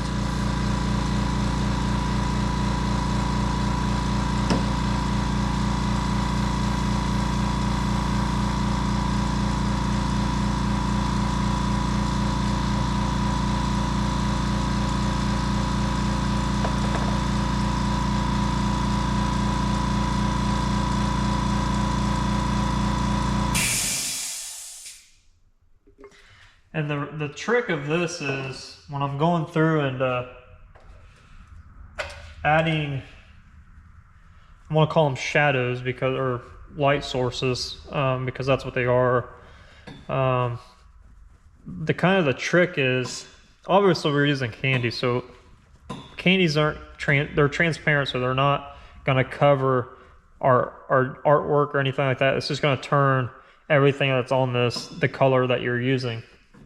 So the trick with this is to kind of over reduce the candy, because you don't want to make it so strong that you go through here in the first pass it just makes it a bright whatever candy you're using. You want to kind of tone it down, but you also want to get it to where you're not sitting there and putting 50 million passes on it either. So I'm going to do this line right here first, so you guys can see. It's not much, it's just a little bit. Don't need a lot.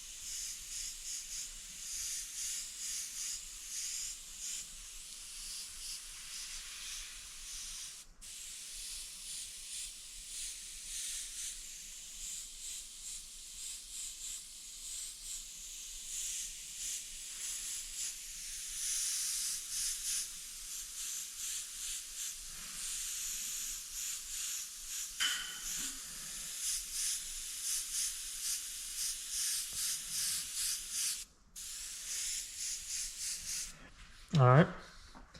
I'll put a little bit more down here at the bottom because that's where the sun is setting and rolling up. But you don't need that much. As you can tell, that's very, very little.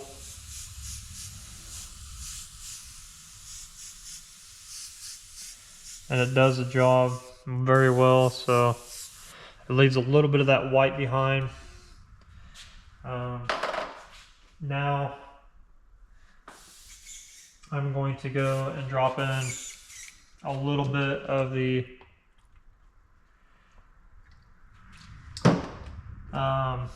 pagan gold. And when I'm doing this, I'm not cleaning out my airbrush in between colors when I do the different candies. I'm literally, if I have anything left over, I'm just pretty much dropping it either in the trash, or if I've got a bottle that I keep it in, I'll put it back in the bottle. Not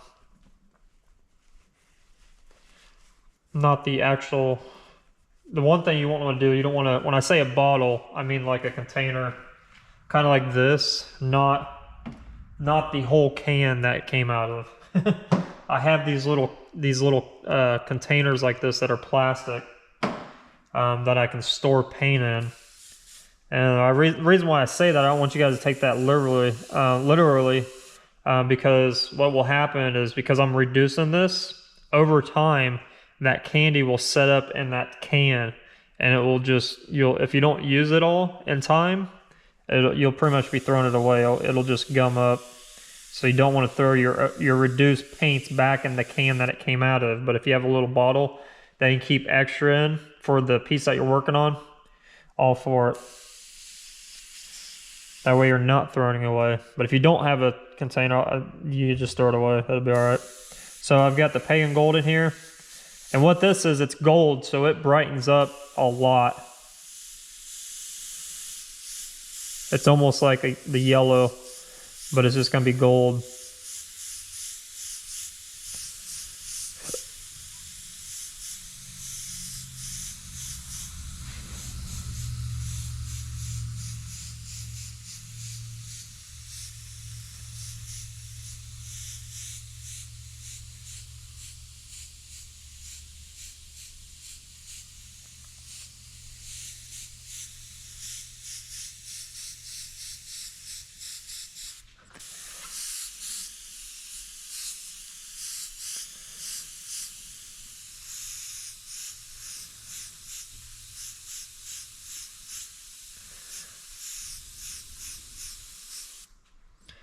All right.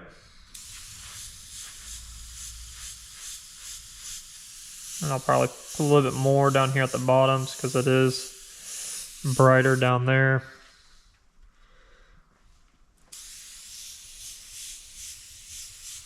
So now, I want to step you guys back so you guys can look at it. So now what I need to do is go back in with the white and punch out the some of the highlights again. Not like crazy like I did before, just a little bit of the edges.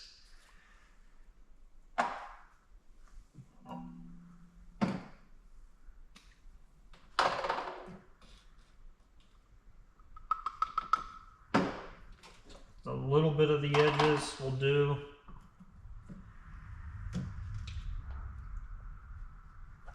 All I'm doing is putting the next candy into the gun, which is the tangerine.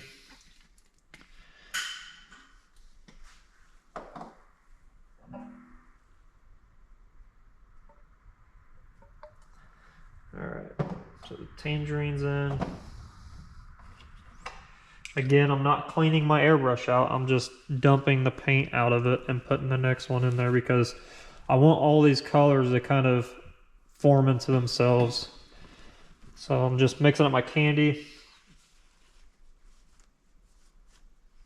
And now I'm going to grab the white again.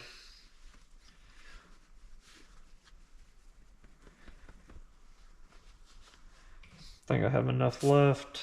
Oh yeah, I've got a lot left in here, so make sure it don't spit on you. And I'm just gonna go back through here and kind of hit just the important parts, nothing, not the entire thing like I did, but just some of the important parts in this.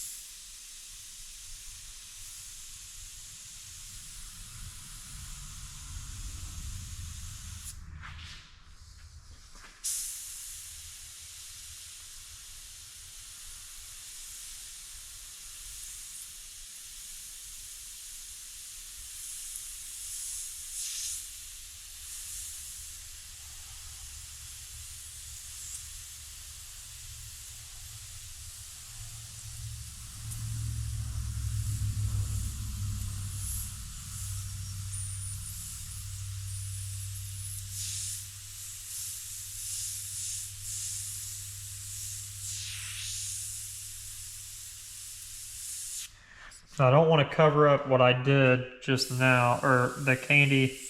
I don't want to cover it all back up. I'm just hitting some more of these spots that I know the highlights are going to hit. And then I'll hit them again after the next candy.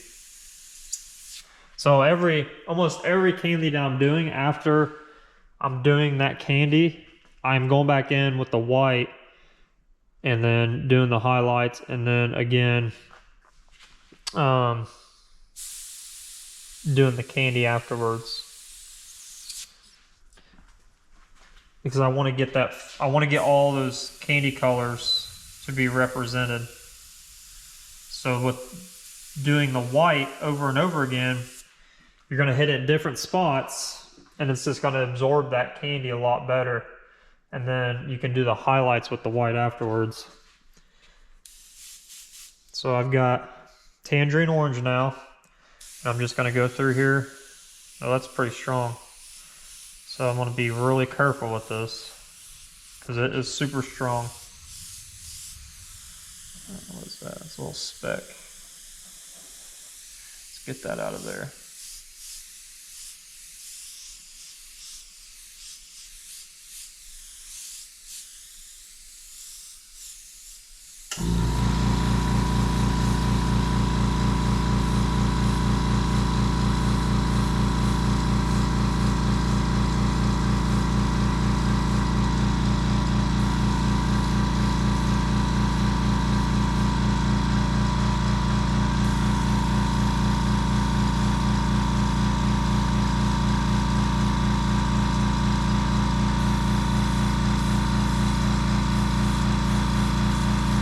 Gotta remember, it's easier to add, it's harder to take away.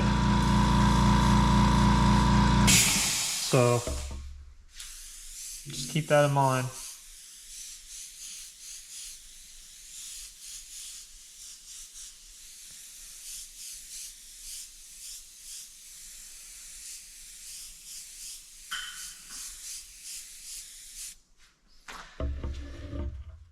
I like that. And now I can go back in with the white.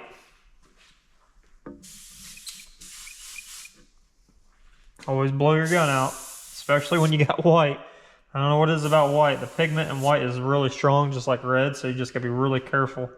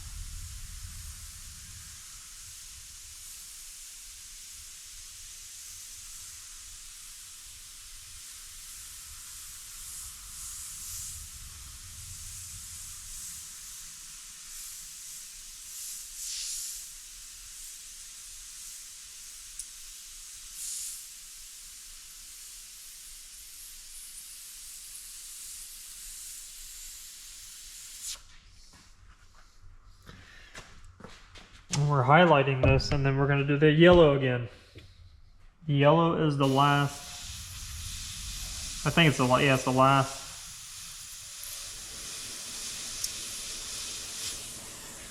Yellow is the last part of the candy layers.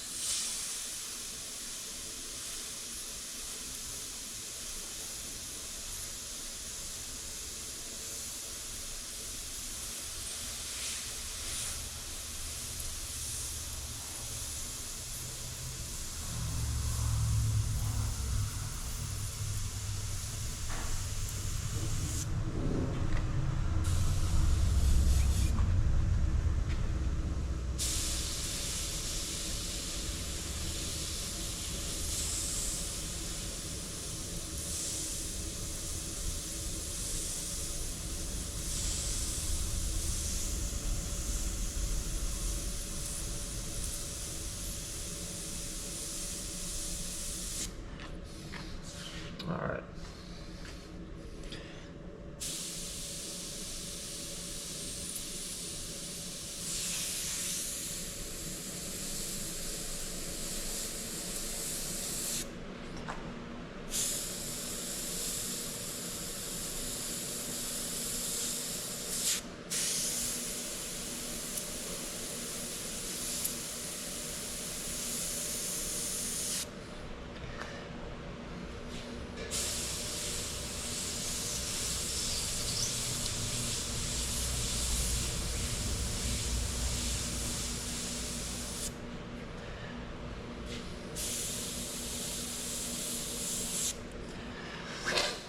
All right, so I like that.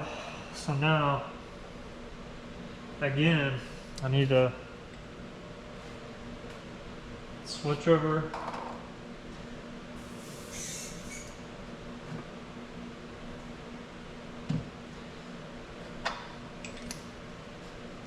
Now, since I have this is the only time I'll clean my airbrush out, is if I go from a darker candy to a lighter candy with this. I'm simply, when I just say all this, I'm simply just following exactly what I did with the sky. So I'm just explaining to you guys how I did it. But don't take it literally, because you can't do this when you're painting cars or anything else like that.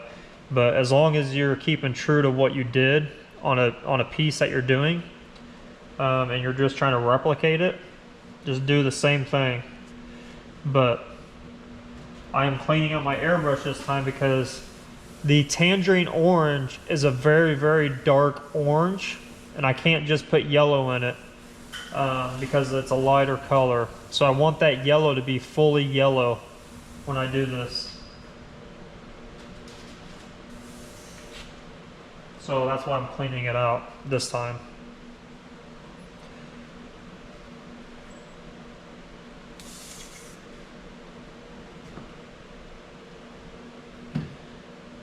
I just didn't want you guys to think that I'm lying to you or giving you false information. I am simply just doing what I did before in the sky. So that is it.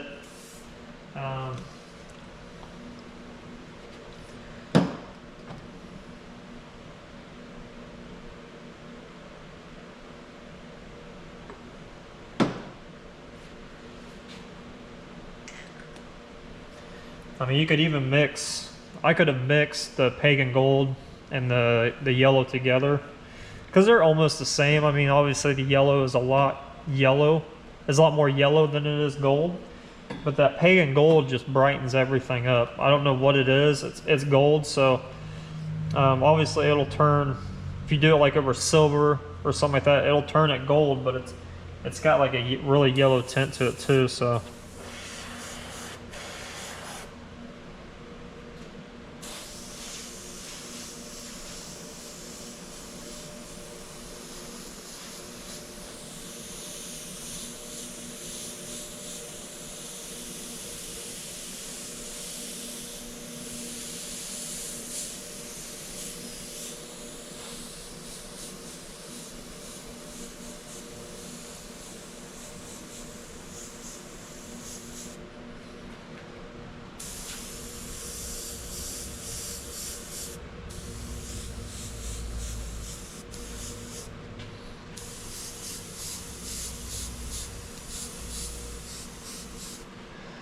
And then again, we're gonna go over the white. And we're just gonna hit it.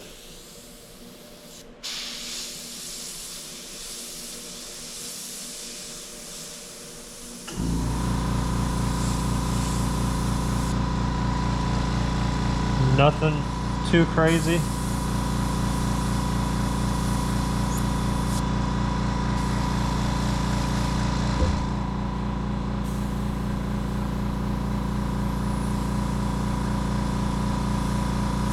We're just giving that highlight from that sun because it's bright. So we're just doing that highlight. That's all we're doing.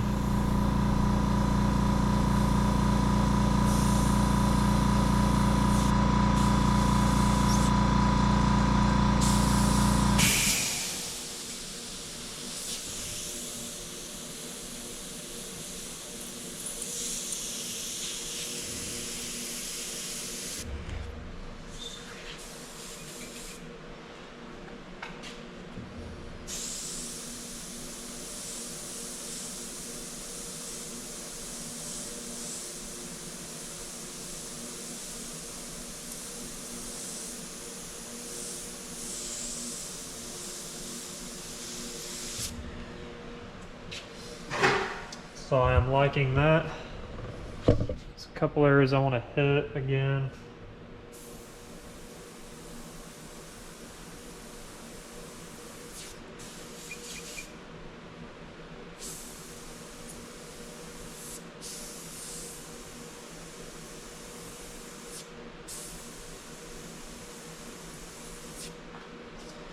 But other than that, I'm going to leave it alone so I don't overwork it. So that is pretty much it. I'm going to leave it like that for now. I might go back in with the pagan gold just to kind of dust it to kill some of that white, but I'm going to leave it right now because what's going to happen, I think I've mentioned it in this video, if not it's the video before this one. What happens to candies if you put paint over top of a candy like a base coat, so like the white that I'm using, since I'm not sealing that candy, that white is going to absorb some of that candy color over time. So I'm going to let it sit, and then hopefully when I come back in here to finish the rest of this up, because I'm on in the video right now, it's getting pretty long, so I want to end it while I can, while I'm at a stopping point. What's going to happen over time is that white is going to absorb some of this candy. So it's going to kill itself a little bit at a time. The more candy you put on, the more that white would absorb it. So it's going to take a little bit of time for it to, but it will absorb some of that color, so it won't be just bright white. So I want to give it some time to kind of rest and to see what it's going to do. But yeah, I'm super happy with it. Once we get to the point of peeling off the truck and everything, because I don't want to do all that just yet, we're gonna kind of I'm gonna fiddle with this a little bit. Probably I want to start adding some of the things that he wants in the picture at this stage. Like there's gonna be crosses that are gonna be over here, and just little stuff like that he wants in, and then we'll peel the truck off once we know for sure, because I don't want to have to cut this back out. I don't want to go backwards. I always want to go forward. So I don't want to peel this off just yet, but it will have to get final detail touch-ups, the same treatment and shadowing just like we did on the mountains, and everything's going to go on the truck. So it's going to be really cool. It's going to tie everything together. So yeah, it's coming together really quick now. Once we got all that done, now we can actually move on to the add-ons is what I'm going to call them that he wants. There's like 5 or 6 things that he wants to add to this. So yeah, we're in the home stretch, guys. So sorry this video is taking forever. It just, you know, if you want your stuff to come out a certain way and you want to actually, you know, do a relatively really good job and do nice work and have your customers always, you know, coming back to you or talking to you or people asking you, hey, who did that? You're gonna have to take your time. It takes a lot of layers to build this stuff up. It's not something you're gonna be able to just come out here for a few hours and knock out, because like for this, for instance, yeah, I did a drawing of it and everything, but like the colors and everything that I wanted it to look like, I just pretty much went with it. There was nothing else other than maybe a couple reference photos that I pulled up on my phone and looked at to study the colors and how the colors laid down and what I needed to put on top of what. But as far as like actually doing it, I didn't really have, let's say, a roadmap to go off of per se. So I just pretty much was going by just what I thought it needed at that time. And you know, it comes out, you're creating something from nothing. So that's what this is. So it's going to take you guys some time. So don't watch this thinking that you can just go in and just start doing it, unless you've got some artistry skills or drawing skills and you know how color works and how all that stuff works out.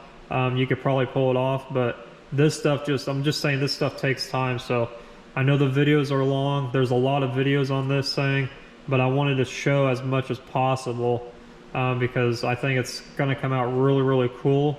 And you know, when I go to put candy over not candy, but when I go to put clear coat over this, all these candies that I used, I don't know if you ever seen a car painted candy, like any color candy, but when you go to clear that stuff and you just take it outside in the sun, that Kandy Koncentrate just pops. It's really bright and vibrant. Obviously we're not using as much as what you would on a car in this image, but like all these bright colors in the sky and everything, they're just going to pop. Like once I put that clear coat over this, it's just going to bring it to life. So it's going to look really, really cool.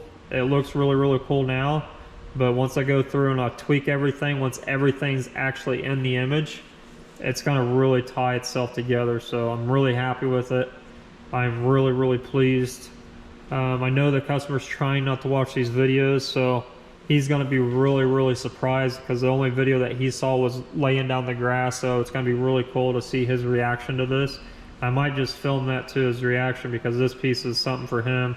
And I know it means a lot to him, and he was wanting somebody good to do it and actually take their time. So that's what we're doing here. So hope you guys like this. Hope you guys like this kind of like mini series that I'm doing. I think this is like the 6th video of it. So something that we can just kind of keep track of and go back and look at afterwards, and you know, watch the video over and over again, because it's gonna be something really, really cool to where he can go back through and watch all the videos of how this thing came to be, because it is definitely a process.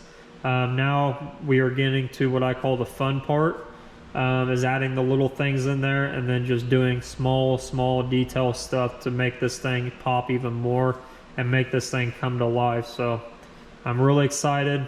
Hope you guys love this stuff. Hope you guys like the videos. Make sure you subscribe down below, like the video so more people can actually see it all. And yeah, just bear with me. We're gonna get through it, but it's gonna come out really, really cool. And I appreciate you guys watching. See y'all next time. Later.